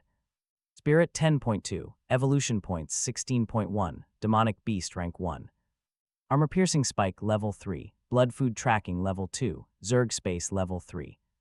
Wingblade, level 2. 3rd evolution ready. Requires 10 evolution points. Estimated evolution time, 10 hours, 16.1. Points are currently available. It is enough. A sharp light flashes in his eyes. He issues a command to the system without hesitation. Upgrade Blood Food Tracking. The system promptly informs him that 5 evolution points are consumed and Blood Food Tracking level 2 is upgraded to level 3. New description reads, within a radius of 800 meters, the host senses blood. Perception precision is significantly increased. 800 meters, not bad, he thinks. This range is enough to execute the plan. Sujun immediately pushes the upgraded skill to its limit. In an instant, a map of life within 800 meters appears clearly in his mind. Then, with a single thought, he quietly releases 30 ordinary little mosquitoes from his Zerg space. Each is only the size of a sesame seed and virtually invisible. Yes, those tiny ones. The kind whose bites are incredibly itchy. Go now under his precise control. These 30 little mosquitoes use the cover of grass and rocks to silently bypass the Shadow Fang Squad's perimeter, flying into the valley, although the members of the Shadow Fang Squad are all experienced experts who could have imagined an infiltration in such an inconceivable way. Their attention is focused entirely on guarding against large demonic beasts or human martial artists. They never notice the tiny mosquitoes, which are barely larger than dust. Soon, the 30 little mosquitoes fly deep into the valley and find the azure flame flying lion, struggling on its last breath. They do not suck blood, but carefully land on the wounds, completely soaking their bodies in the flowing blood. Then, with a thought from Sujun, the 30 little mosquitoes, covered in the rank 8 demonic beast blood, are successfully retrieved into his space, hidden behind the rocks. Hyan sees this entire operation clearly through their mental link and is completely stunned. What do you mean by this? She asks blankly in her mind. Are you stealing blood this way? Is this not too inefficient? Even if you stole for a year, you would not get much. Hearing her naive thoughts, Sujun almost laughs out loud. Your vision is too small, is it not? Who said anything about stealing? He smugly sends a thought back. Stay here and do not move. I will be right back. Without waiting for her reaction, he vibrates his wings, his form turning into an imperceptible dark shadow as he flies silently along the ground, heading in another direction. The valley, Han is shocked and is about to shout to stop him, but she suddenly covers her mouth, watching his figure disappear into the dense forest, her heart instantly jumping into her throat. It is dangerous as a rank one demonic beast flying around in the depths of the peril-filled black forest. Was not that just seeking death? If he dies, what will she do? Han is both anxious and angry, but does not dare to act rashly. She can only lie flat behind the rocks, waiting anxiously, having no idea what he is up to. Time passes minute by minute in that agonizing wait. 1 hour, 2 hours, 5 hours pass. The sky gradually darkens and the forest becomes increasingly eerie. Inside the valley, the azure flame flying lion's aura has weakened to the extreme, as if it could be extinguished at any moment. Get ready, commands Nang Yayan, who has been resting with her eyes closed, suddenly opening them and standing up. It is about to die. Everyone prepare to enter the valley. They answer yes. The members of the Shadow Fang Squad stand up one after another, their eyes flickering with excitement and greed. Victory is right before them. Seeing this, Han's heart goes completely cold. 5 hours have passed and that damn mosquito still is not back, and since he flew so far, she can no longer sense his presence at all. What on earth is he doing? A thought that chills her heart emerges uncontrollably. Could it be that this mosquito saw things were going south and abandoned her to run away alone? Was his loyalty really that low? No, it seemed their relationship was originally just a forced bond established by a blood contract. There was no loyalty to speak of. She suddenly feels a bit panicked as the dignified beast taming Empress Reborn. Was she going to be abandoned by her first contracted beast? Just as her mind is in a mess and she is almost in despair, a familiar dark shadow silently lands back on her shoulder. He is back. Han first feels a massive wave of relief, then a surge of nameless anger as she questions him in her mind, asking where he went since they are about to go in. Do not worry, the show is starting, he transmits. Mysterious thought, and right on cue, the ground begins to vibrate violently. Then from all directions in the depths of the forest, powerful, violent, and bloodthirsty demonic beast auras soar into the sky, roar, howl, hiss. Outside the valley, it is as if the gates of hell have swung open. The roars of countless demonic beasts converge into a world-destroying soundwave, causing the entire forest to tremble violently as rocks and leaves fall. Beast tide, a massive unannounced beast tide, like a bursting dam, suddenly erupts. One by one, giant demonic beasts with blood-red eyes rush out of the dense forest from all directions like they are crazed. Their goal is incredibly clear, the valley shrouded in a thick scent of blood and the Shadow Fang Squad guarding the entrance. Rank 4 earth-shattering demonic rhinoceroses use their wall-like heads to smash rocks. Rank 5 three-eyed demonic wolves move in packs, bringing with them gusts of blood-scented wind. There are even several massive rank 6 ghost-faced demonic spiders hanging upside down from the tree canopy, their 8 limbs like soul-reaping scythes. Dozens, even hundreds of rank 4 demonic beasts amass, forming a massive black torrent. An unstoppable tide. Here they come, everyone, it is dinner time for them. Resting on Hyan's shoulder, the insect looks at its masterpiece, feeling incredibly smug. During those 5 hours, it had not been idle, taking 30 specially prepared little mosquitoes, stained with blood from the rank 8.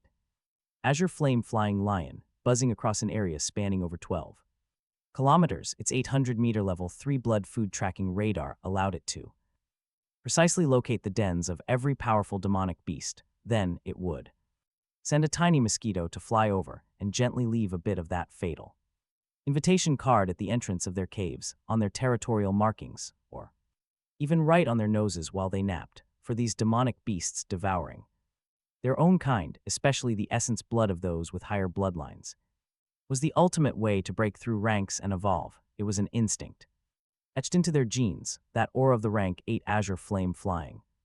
Lion's blood was pure. To them, it was like the sweetest spring in a desert, the brightest lighthouse in the dark, an ultimate temptation that was simply impossible to resist. Once the insect finished delivering these dozens of takeout orders, a beast tide meticulously planned and directed by it was explosively triggered. What exactly is a genius divine mosquito, anyway?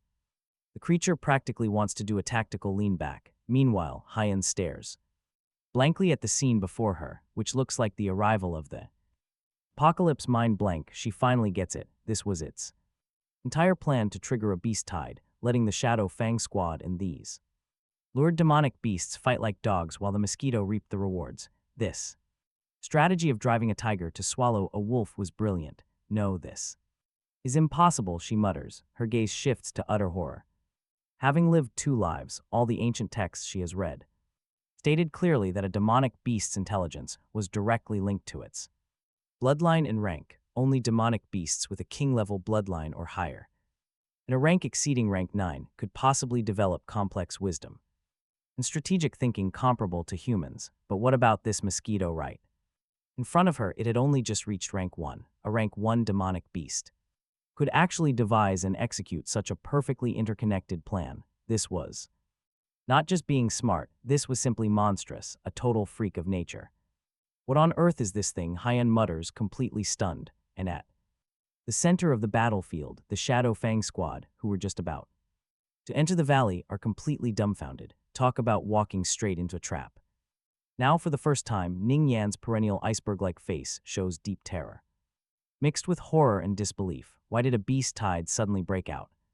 The intelligence did not mention any signs of a beast tide around here. Hu Fang's face is even paler with fright, his legs trembling. No, it is impossible, he thinks. It was clearly very peaceful when he came here. How could this happen? Could it be that when he retreated, he accidentally brought out the blood of that lioness, attracting these creatures? Captain 2.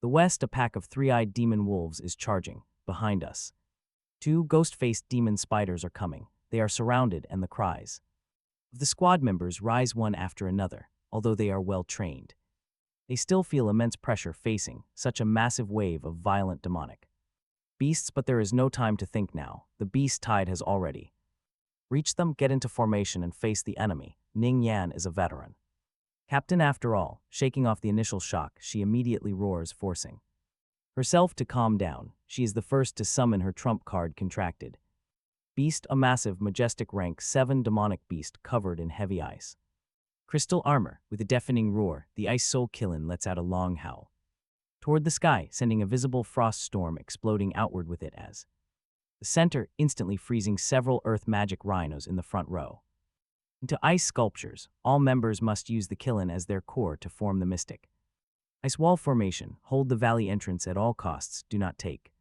a single step back. Ning Yan's voice is cold and resolute, facing the frantic assault of dozens or even hundreds of rank 4 and 5 demonic beasts that are completely unafraid of death. Even the elite of the elite cannot remain unscathed.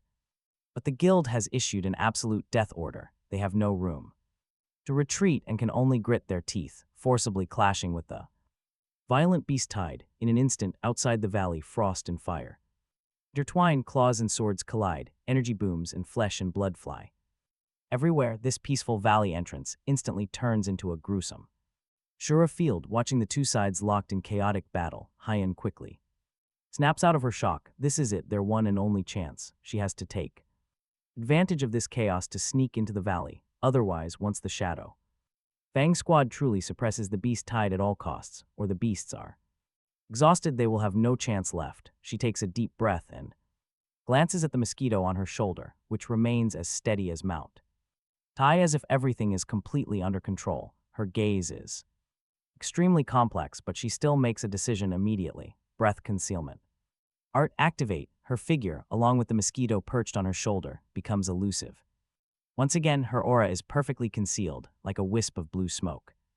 Blending into the shadows, instead of charging from the front, she stays low, using the mountain-like corpse of an earth magic rhino recently killed by the ice soul Killin at the edge of the battlefield as cover to quietly circle. Toward the flank, 30 meters to the left, a rank 5 demon wolf is fighting with a Shadow Fang member. Bypass it. The mosquito immediately transmits the information.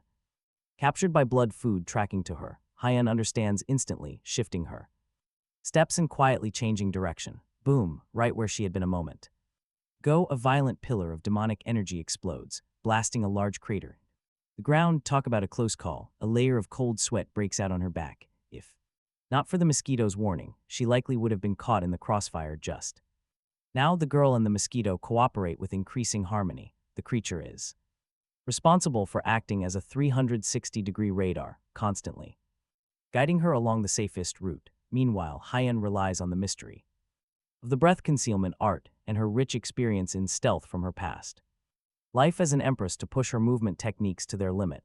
At times she hides behind a rock shattered by the shock waves of battle. At others she slips past the shadow of a frantically roaring demonic beast, and at other times she takes advantage of the moment when clashing energies erupt into blinding light, dashing forward several meters. The process is completely heart-pounding, with deadly attacks repeatedly flying right past her.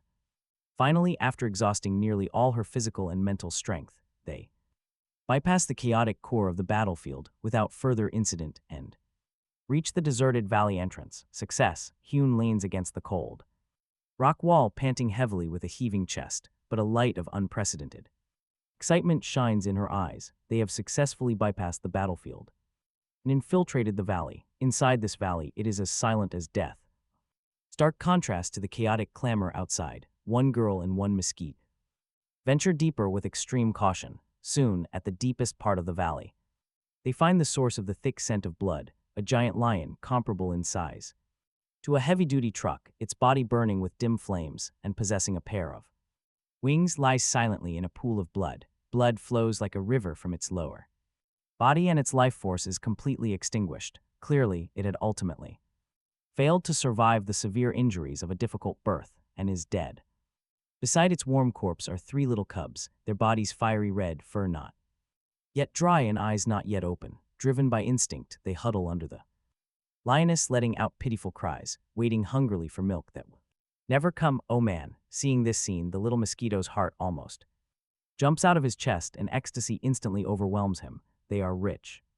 This time they are really rich. Hyun's breathing is also rapid, and a blazing light erupts uncontrollably in her cold eyes. The lioness is dead, but the cubs are still here. Honestly, this is basically the heavens feeding them directly. These 3 little brats do not even know how to suck. Just watch him. He can no longer hold back. To him, the lioness's corpse looks like a mountain made of pure gold. He leaps from Hyun's shoulder, landing carefully on the lioness's corpse, and ruthlessly plunges his thick, long armor-piercing spike into it. Sizzle. Sizzle. System alerts roll in. Blood chi plus 15, 16, and 185. Host has absorbed 49.8 blood chi. Total is 151. Awesome. Feeling the massive blood chi surging within him, almost bursting his body, he is so excited he nearly evolves on the spot. Just this one mouthful is worth more than the sum of the dozen ironhide pigs and 1 windblade wolf he had sucked dry before. As expected of the essence blood of an 8th-ranked demonic beast, this quality is top-notch. On the other side, Hyun can no longer care about her image. As an empress, she is equally excited, rushing to the lioness's corpse in one stride, pressing both hands directly onto the wound and frantically circulating the 10,000 beasts' furnace art. In an instant, streams of incredibly pure, blood-colored energy flow continuously into her body like 100 rivers returning to the sea. The sight of this cold, beautiful girl lying On a giant lion corpse surrounded by blood is indescribably eerie, but she could not care less right now, absorbing the energy frantically. However, just a moment later, she has to stop. There is no time to refine it, the essence. Blood energy of this 8th ranked demonic beast is simply too massive, and its energy is violent, and avoiding beastification takes all her focus. There is no way she can refine this power in such a short window. The chaos outside could end any second. Lugging a massive lion corpse out is impossible. Her attention naturally shifts to the 3 whimpering newborn cubs. Chu Sheng knows they cannot steal the giant corpse, but looking at all that top-grade blood spilling onto the dirt, leaving empty-handed feels wrong. Wasting such resources is a sin. He has to salvage what he can. With a swift mental command, he summons his newly recruited swarm of bugs. Thousands of hungry pests surge directly out from his system space. The dark cloud blankets the massive corpse, draining every last drop of blood. Countless flies, mosquitoes, and beetles feast, kicking off a massive buffet. Gu Yuexi watches this bizarre spectacle, her mouth twitching in disbelief. She has absolutely no idea what face to make right now. Shaking it off, her eyes drift back down to the 3 little lions. They are legendary azure flame flying lions, and her eyes burn with excitement. This beast pedigree is legs ahead of her old green snake. Cultivating that snake was a huge risk, with barely a chance of survival. But these azure flame flying lions are a totally different story. Their high-level bloodline is stable, requiring almost no effort to train. Keep them fed and they will steadily mature into terrifying powerhouses. Reaching rank 7 is guaranteed, making each beast worth a massive fortune. They could easily fetch over 100 million credits at auction. Should she kill them for a quick, short-term boost in strength? The old Gu Yuexi, who thought her path was dead, would not hesitate. She would have slaughtered them quickly without a second thought. But now she looks over at the strange mosquito sitting beside her. He is calmly directing his swarms, busy collecting the spoils of war. His unique existence reignites a spark of hope in her dead heart. Perhaps, just perhaps, it is worth taking one more massive gamble on this. She wants all 3, making her final decision right on the spot. Luckily, the newborns are incredibly tiny, barely bigger than 3 small kittens. She can scoop them up, but sneaking away with 3 squirming beasts is easily going to be 10 times harder than slipping inside the cave. Perched on high, slipping back out the way they came unnoticed is 10 times harder. But the potential reward is just too massive to ignore. She has to take this risk. With a soft buzz, the mosquito alerts her that the harvest is complete. It is time to retreat. He recalls the bloated, blood-filled bugs back. He packs away his mobile blood bottles and urges her to move. Gu Yuexi wastes no time, carefully cradling the 3 soft cubs. She wraps them snugly inside her school uniform jacket and prepares to run. Both human and beast activate their stealth skills, blending into the dark. They begin quietly retracing their steps back toward the valley exit. So far, so good. The battle outside is still raging furiously. The elite Shadow Fang squad is strong, but they are taking hits. Their defensive formation is crumbling under the endless monster tide. No one has the energy to spot 2 tiny figures slipping away, or so they think. Just as they are about to escape the battlefield, a sudden change occurs. Rank 5 three-eyed demonic wolf, with all 4 limbs severed, lets out a final roar before dying. Its middle eye suddenly explodes, shooting out a destructive beam of demonic power that happens to hit the rock where Haiyan is. Hiding boom, the rock is instantly blown to dust, and Haiyan's figure is unexpectedly exposed to everyone's sight. Who is that? Nang Yan, who is fighting a rank 6 demonic beast, spots her immediately when she sees the 3 cubs in Haiyan's arms radiating the aura of high-level bloodlines. Her cold face is instantly filled with shock and towering rage. It is her that student Fang also screams out in anger. The mantis stalks the cicada, but the aura is behind. They were fighting to the death here, and their prize was actually stolen by an insignificant little girl. You are looking for death, Nang Yan is. Furious, she no longer cares about the demonic beast in front of her and shouts. Sternly, Ice Kirin, stop her. Everyone else at all costs get those cubs back. For me, however, her main contracted beast, the Ice Soul Kirin, is currently being besieged by 3 rank 6 demonic beasts and cannot get away. Shocking. Seeing this, the killing intent in Nang Yan's eyes intensifies, and she directly summons her second contracted beast, a formidable rank 5 demonic beast. Surrounded by green wind blades, the Gale Magic Leopard, go kill her, upon receiving the command, the Gale Magic Leopard turns into a streak of cyan. Lightning, it bypasses the frontal battlefield and pounces toward Hyen from a tricky angle, not good. Seeing this, her expression changes drastically. She turns and runs while clutching the cubs against her chest. Suddenly, things go completely south. Her companion is shocked, and without thinking, he instinctively releases all those thousands of mobile blood bottles he has just packed into Molten Fire Insect Hive, or the Zerg space, before any official rename. A dense black mass of insects surges forward to meet the Gale Magic Leopard.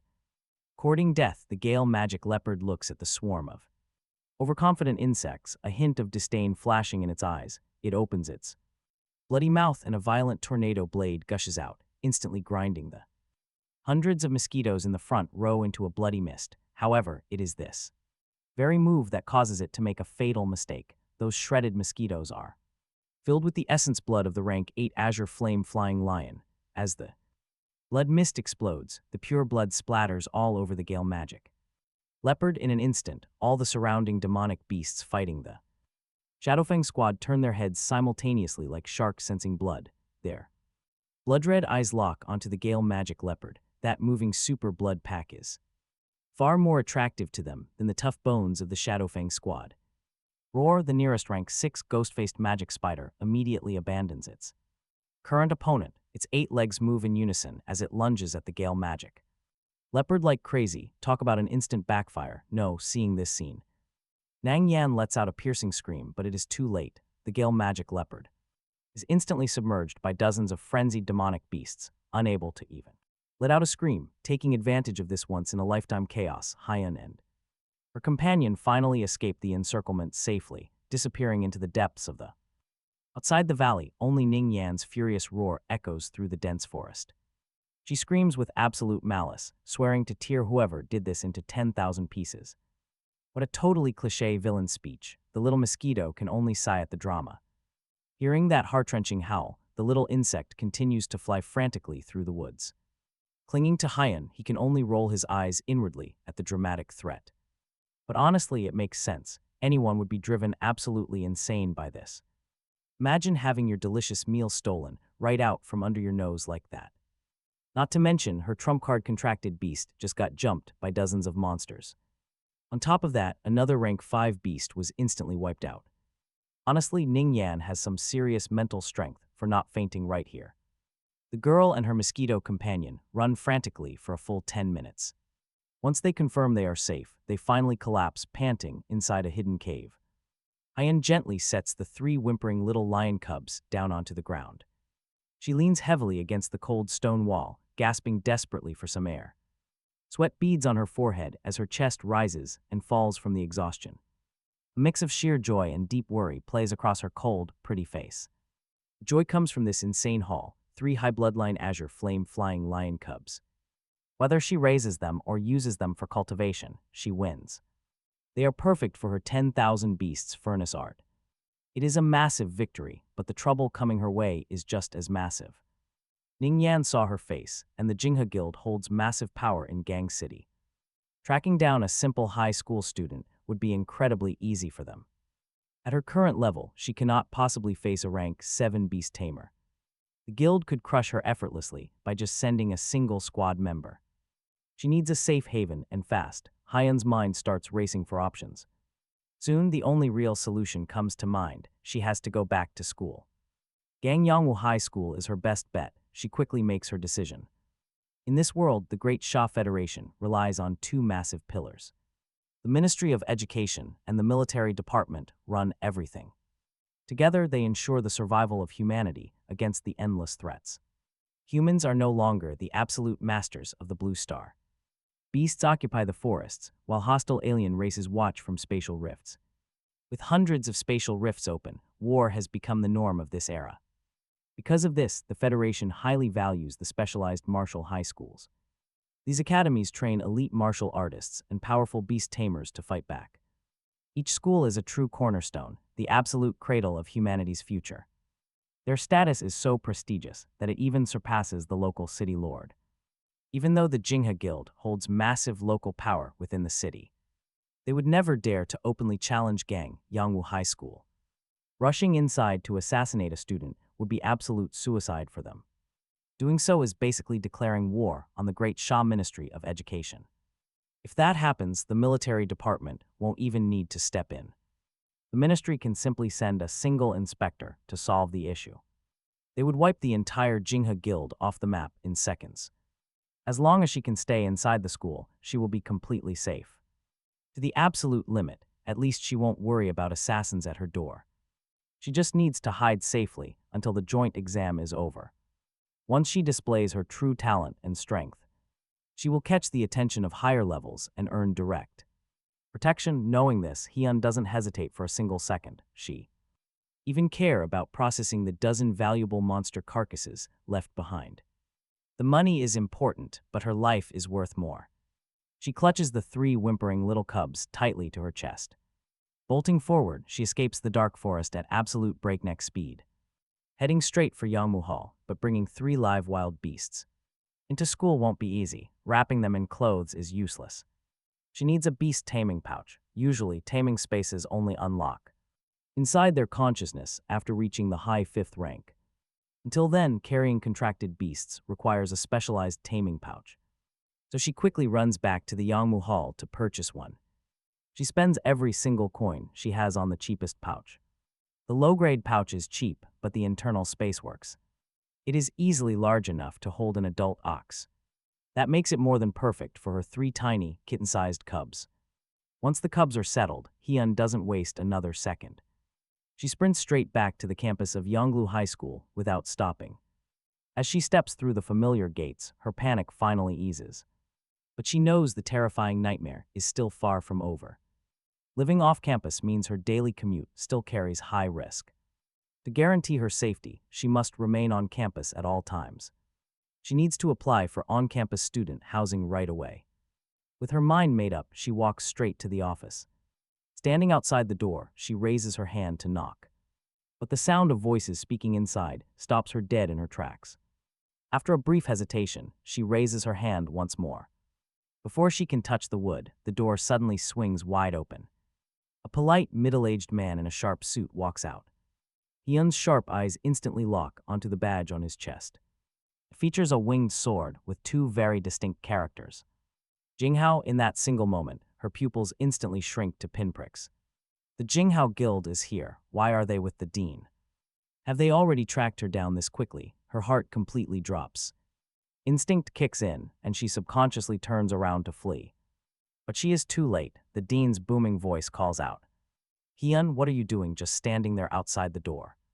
Come on in, we have things to discuss. Her body instantly freezes in place. Realizing escape is impossible, she takes a deep breath, desperately suppressing the panic in her heart, and forces herself to calm down. Putting on her usual icy face, she steps into the office. But inside, she finds both the dean and the principal waiting. The school dean, usually completely elusive, sits there with a dead serious face. Beside him, the Jinga Guild representative relaxes on the sofa with a wide grin. Staring down Hyun with a calculated look, this setup is clearly a trap. Principal Han pushes his glasses up and takes the lead, his cold tone, leaving zero room for excuses. Tell me, did you enter the Black Forest today? And did you steal a valuable item right from the Jinga Guild? There it is. Her stomach drops, but she forces her expression to stay completely blank. Ready to deny everything and protect her secret, she is cut off immediately. The guild man laughs. His smile looks warm, but his eyes are sharp as daggers.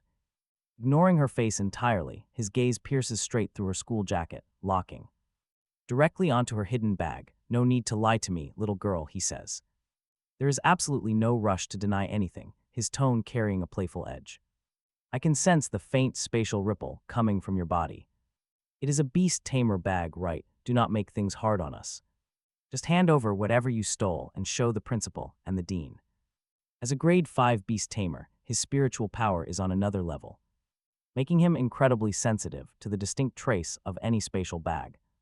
Hyun realizes there is absolutely no point in trying to play dumb anymore. She stands tall, locking a cold glare onto the principal and the rep, stating that under the laws of the Great Sha Federation, things are clear. Any wild beasts or treasures found outside city walls are ownerless property. They go to whoever has the strength. Why call it stealing? She got it fair and square, and honestly, she has a solid point here. That is the default law of the wilderness that everyone lives by. Might makes right, and the strongest always claims the opportunity. But hearing this, the principal and the dean do not look pleased. Instead, their faces twist in rage. The dean slams his hand down, shouting out, "Hyan, how dare you make excuses? Do you have any idea what you stole or the massive trouble you just brought on us?" Hyan stays silent, staring back with cold eyes as she pieces it together. Principal Han sighs, looking at her with a deeply disappointed gaze. "Listen, student Hyan, your logic is fine, but there is more to this than cold rules. Those 3 beast cubs were tracked down by Captain Ning Yan and her shadow Fang squad from the Jinga Guild at a heavy cost. They even lost 2 men. Fair is fair, they deserve them. Swooping in to snatch their prize is a direct violation of our standards." His speech sounds highly moral, but his actual motives are far from pure. The truth is, he is not actually afraid of the Jinga Guild itself. Gangyang Mu High School is fully supported by the powerful Ministry of Education. Even with 100 times the courage, the guild would never target them. Yet just because he is safe does not mean he wants an enemy. The Jinga Guild is a dominant force in the local city of Ganjin. They control a massive share of the region's resources and opportunities. Every single year, countless students rely on them for internships and training. The school simply cannot afford to sever ties with them. It is a massive web of politics. Is it really worth fighting such a giant just to protect a single student? The principal quietly glances at Haeun's files. Her contracted beast is just a white-striped mosquito.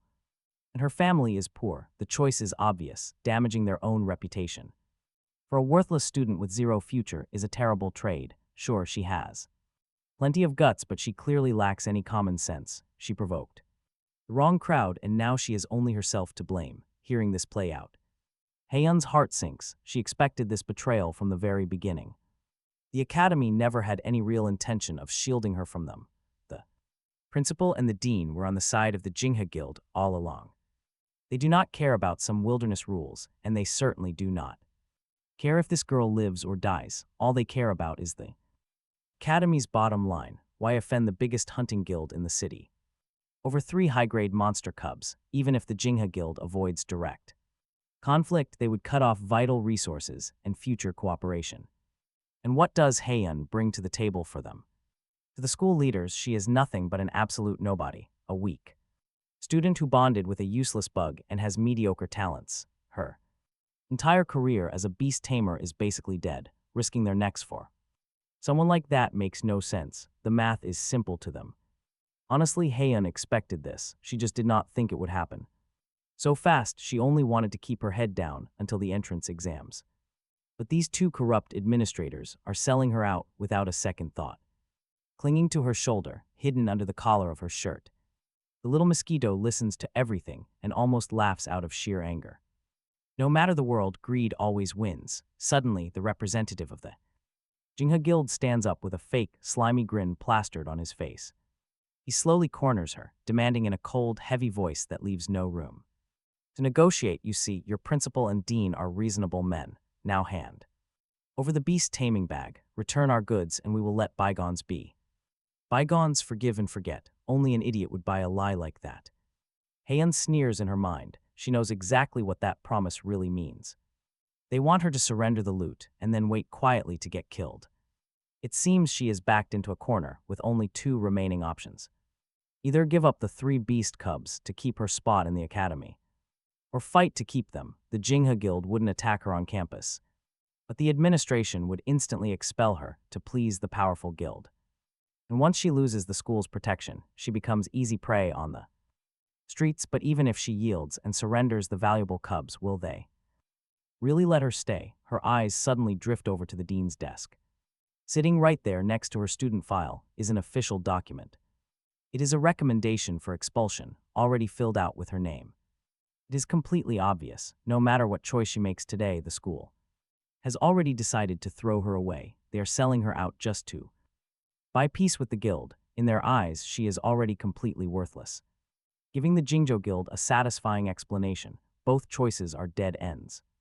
What should she do now? Her mind races at lightning speed. Her past life as an empress keeps her absolutely calm in desperate straits. Soon she finds a third path. It is incredibly risky, but her only hope. She looks up, meeting the intense gazes of the principal and the guild representative. Her voice is cool and steady as it echoes through the quiet office. By law under Article 37, students of our Yangmu high schools have rights. We can submit a transfer application to any school of equal or higher tier. I want to apply for a transfer immediately. As the words leave her mouth, silence falls.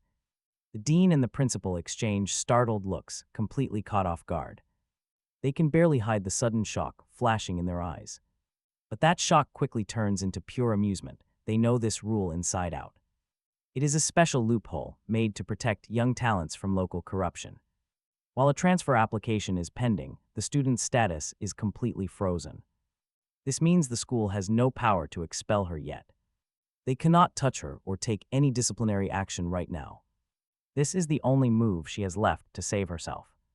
It saves her for now, but how long can she survive like this? Yukon from the Jingzhou Guild is actually the very first one to burst out laughing. He leans back on the sofa, thoroughly amused by the show. The principal silently pulls out a brand new form from his desk.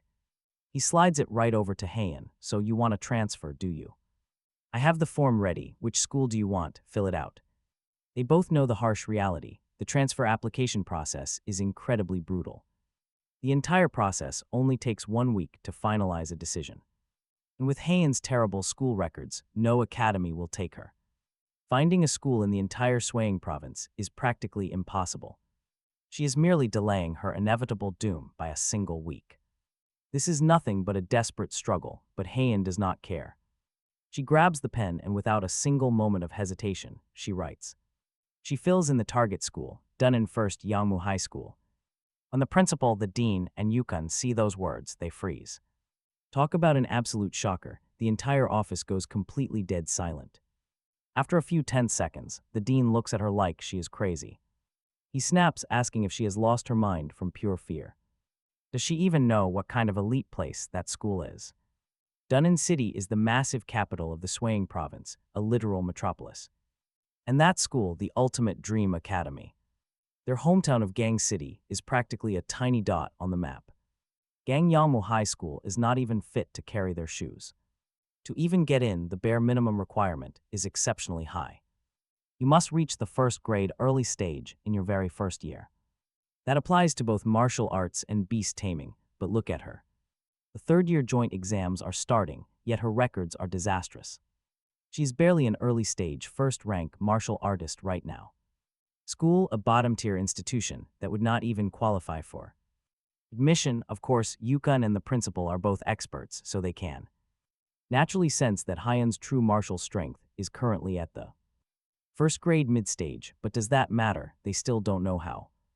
Heian managed to snatch the cubs from the Shadow Fang squad. It was likely just some stroke of dumb luck, but with her mid-stage first-rank strength, she wants to transfer to Dunnan No. 1 Middle School right before the joint exams. It is a complete pipe dream, without strength at the first grade. Peak or higher, they wouldn't even spare a glance at her. If she had applied to a school in some other small city, there might have been a tiny sliver of hope for acceptance, allowing her to scrape by, but applying to Dunnan No. 1 is absolutely certain.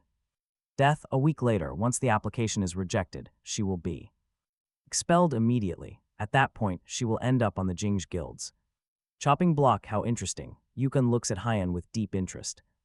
Cruel smirk curling the corner of his mouth. Little girl, since you are so confident we will play along, I will give you 1 week. In a week I expect you to return what is ours with interest. Saying this, he does not linger any longer and turns to leave the office. Heian doesn't bother wasting any more words on these two corrupt leaders who are already prepared to sell her out. After handing over the application form, she also turns and leaves, leaving only the principal and the dean staring at each other, both thinking that Heian has gone completely mad. 1 week, resting on Heian's shoulder, the silent companion who has been there all along does a quick calculation. That is actually plenty of time. He breathes a sigh of relief and silently gives a thumbs up to his empresses.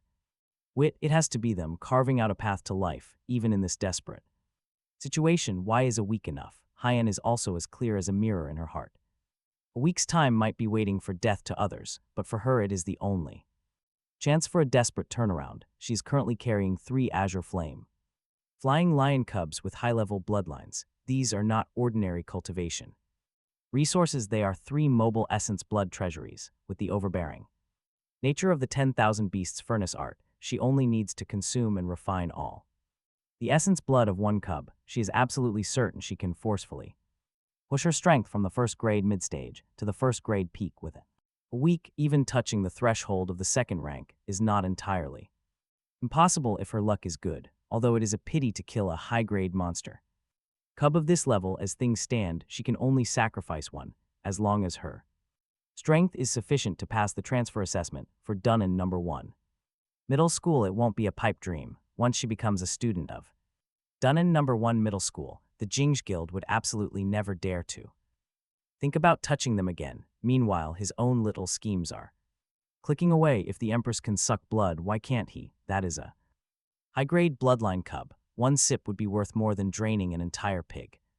With these 3 little lions as blood bags, plus the blood essence he packed away from that 8th-grade lioness earlier, it might even trigger another breakthrough. A 4th evolution. After evolving, the beast's power is bound to skyrocket once again. Maybe even 1st grade peak. Working together, they could easily ace that transfer exam in 5 days. With their eyes closed, Yukon reports everything back to Ning Yan. Every single detail. She is transferring to Dunnan school in 1 week. Hearing this, Ning Yan's beautiful face turns completely frozen. Fine, she thinks, let them live 1 more week. Her killing intent boils over. This time she did not just lose her 5th grade Gale Demon Leopard, her main beast, the Frost Soul Keelan, was badly hurt. She won't recover for at least half a year. The entire Shadowfang squad has suffered heavy casualties, and it is all thanks to that student named Hyun and her mosquito. Ning Yan closes her eyes, her mind rapidly replaying the battlefield.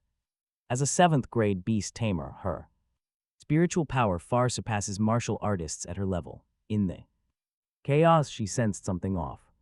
That sudden beast tide was too targeted, almost as if deliberately guided, and in the end, the swarm that killed her beast was especially eerie. Now she immediately grasps the key point.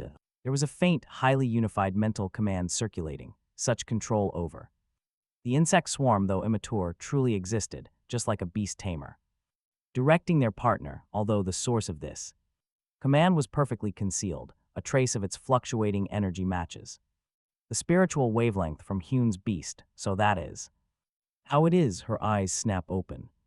That mosquito is no ordinary mutant. It controls insect swarms. No wonder it could incite a beast tide. It must have used a similar method to spread the azure flame flying lion's blood scent across the entire forest. This was not luck. It was a calculated, cunning scheme.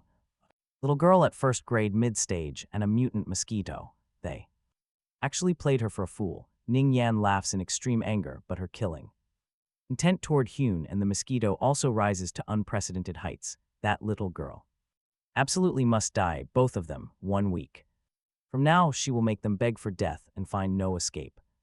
Meanwhile, news of Hyun transferring to Dunnan number 1 middle school spreads like wildfire through the campus. Everyone hearing this is stunned. Did they hear right?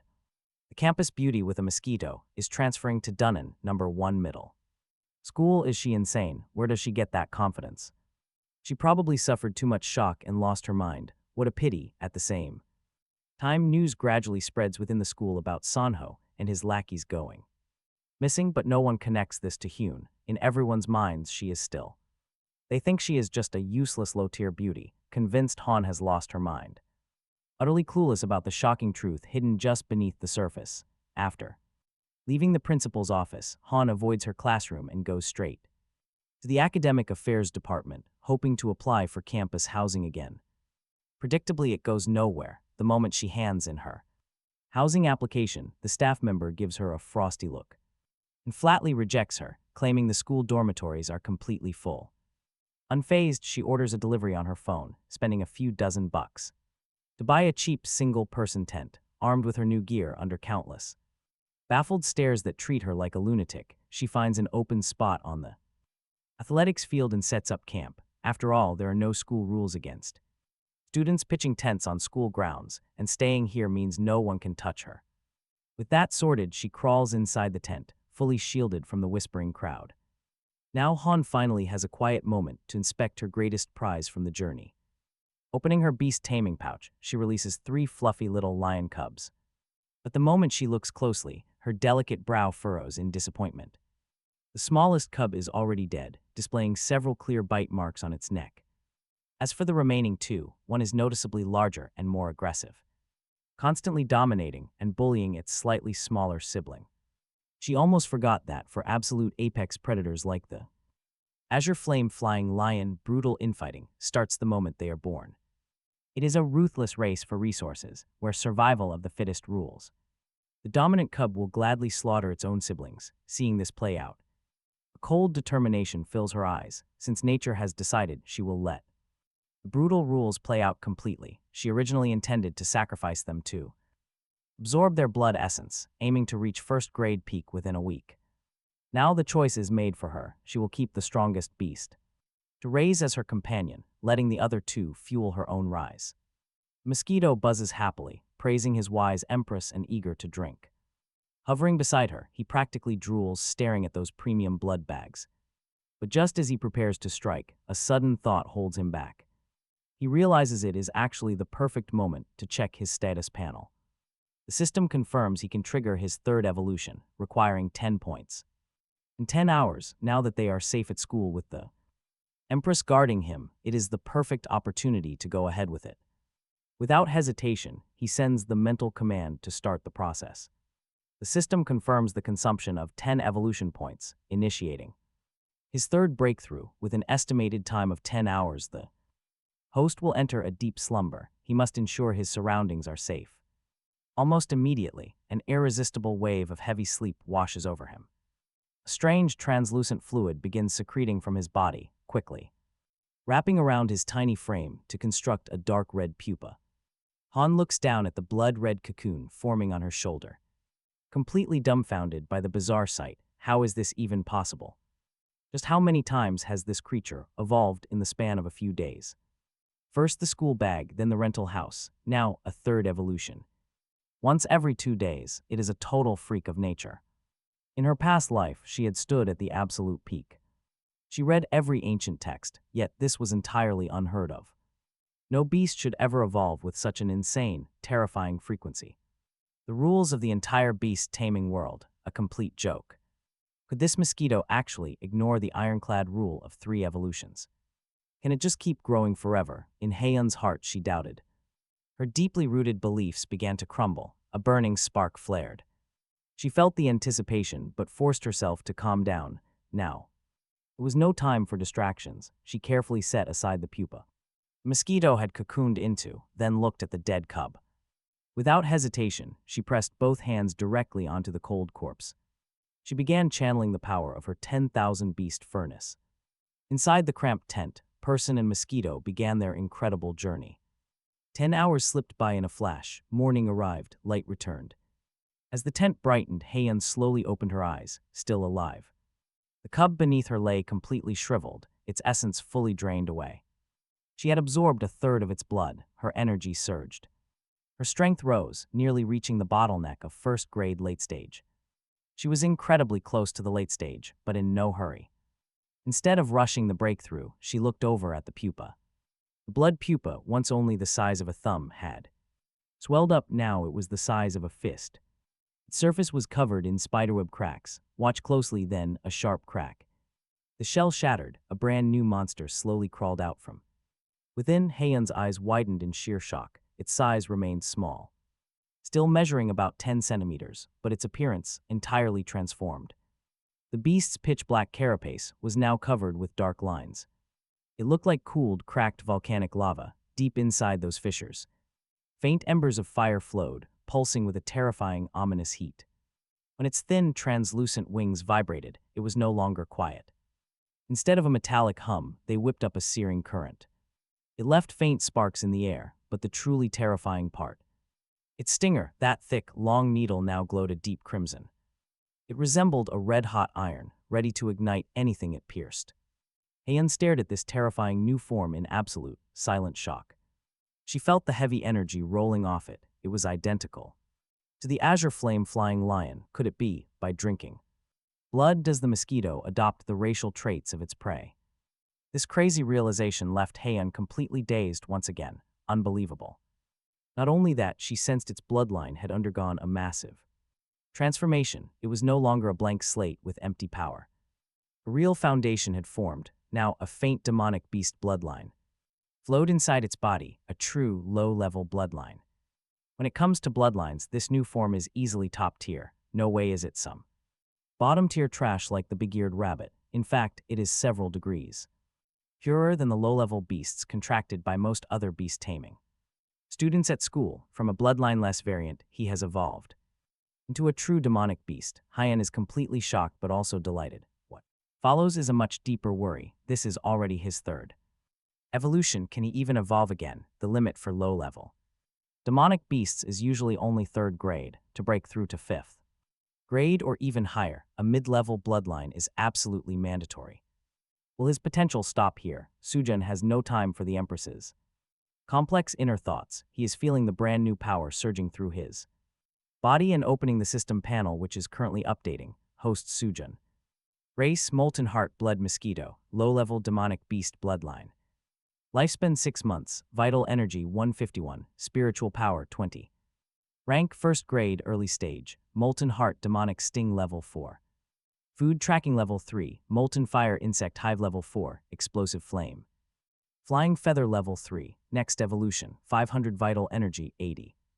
Evolution points. What an absolute jackpot. He looks at this brand new panel, so thrilled he could practically jump. This evolution is completely different from the last two. 3 of his skills automatically upgraded right along with his rank. He cannot wait to check their details. First, armor piercing spike level 3 is now Molten Heart demonic sting.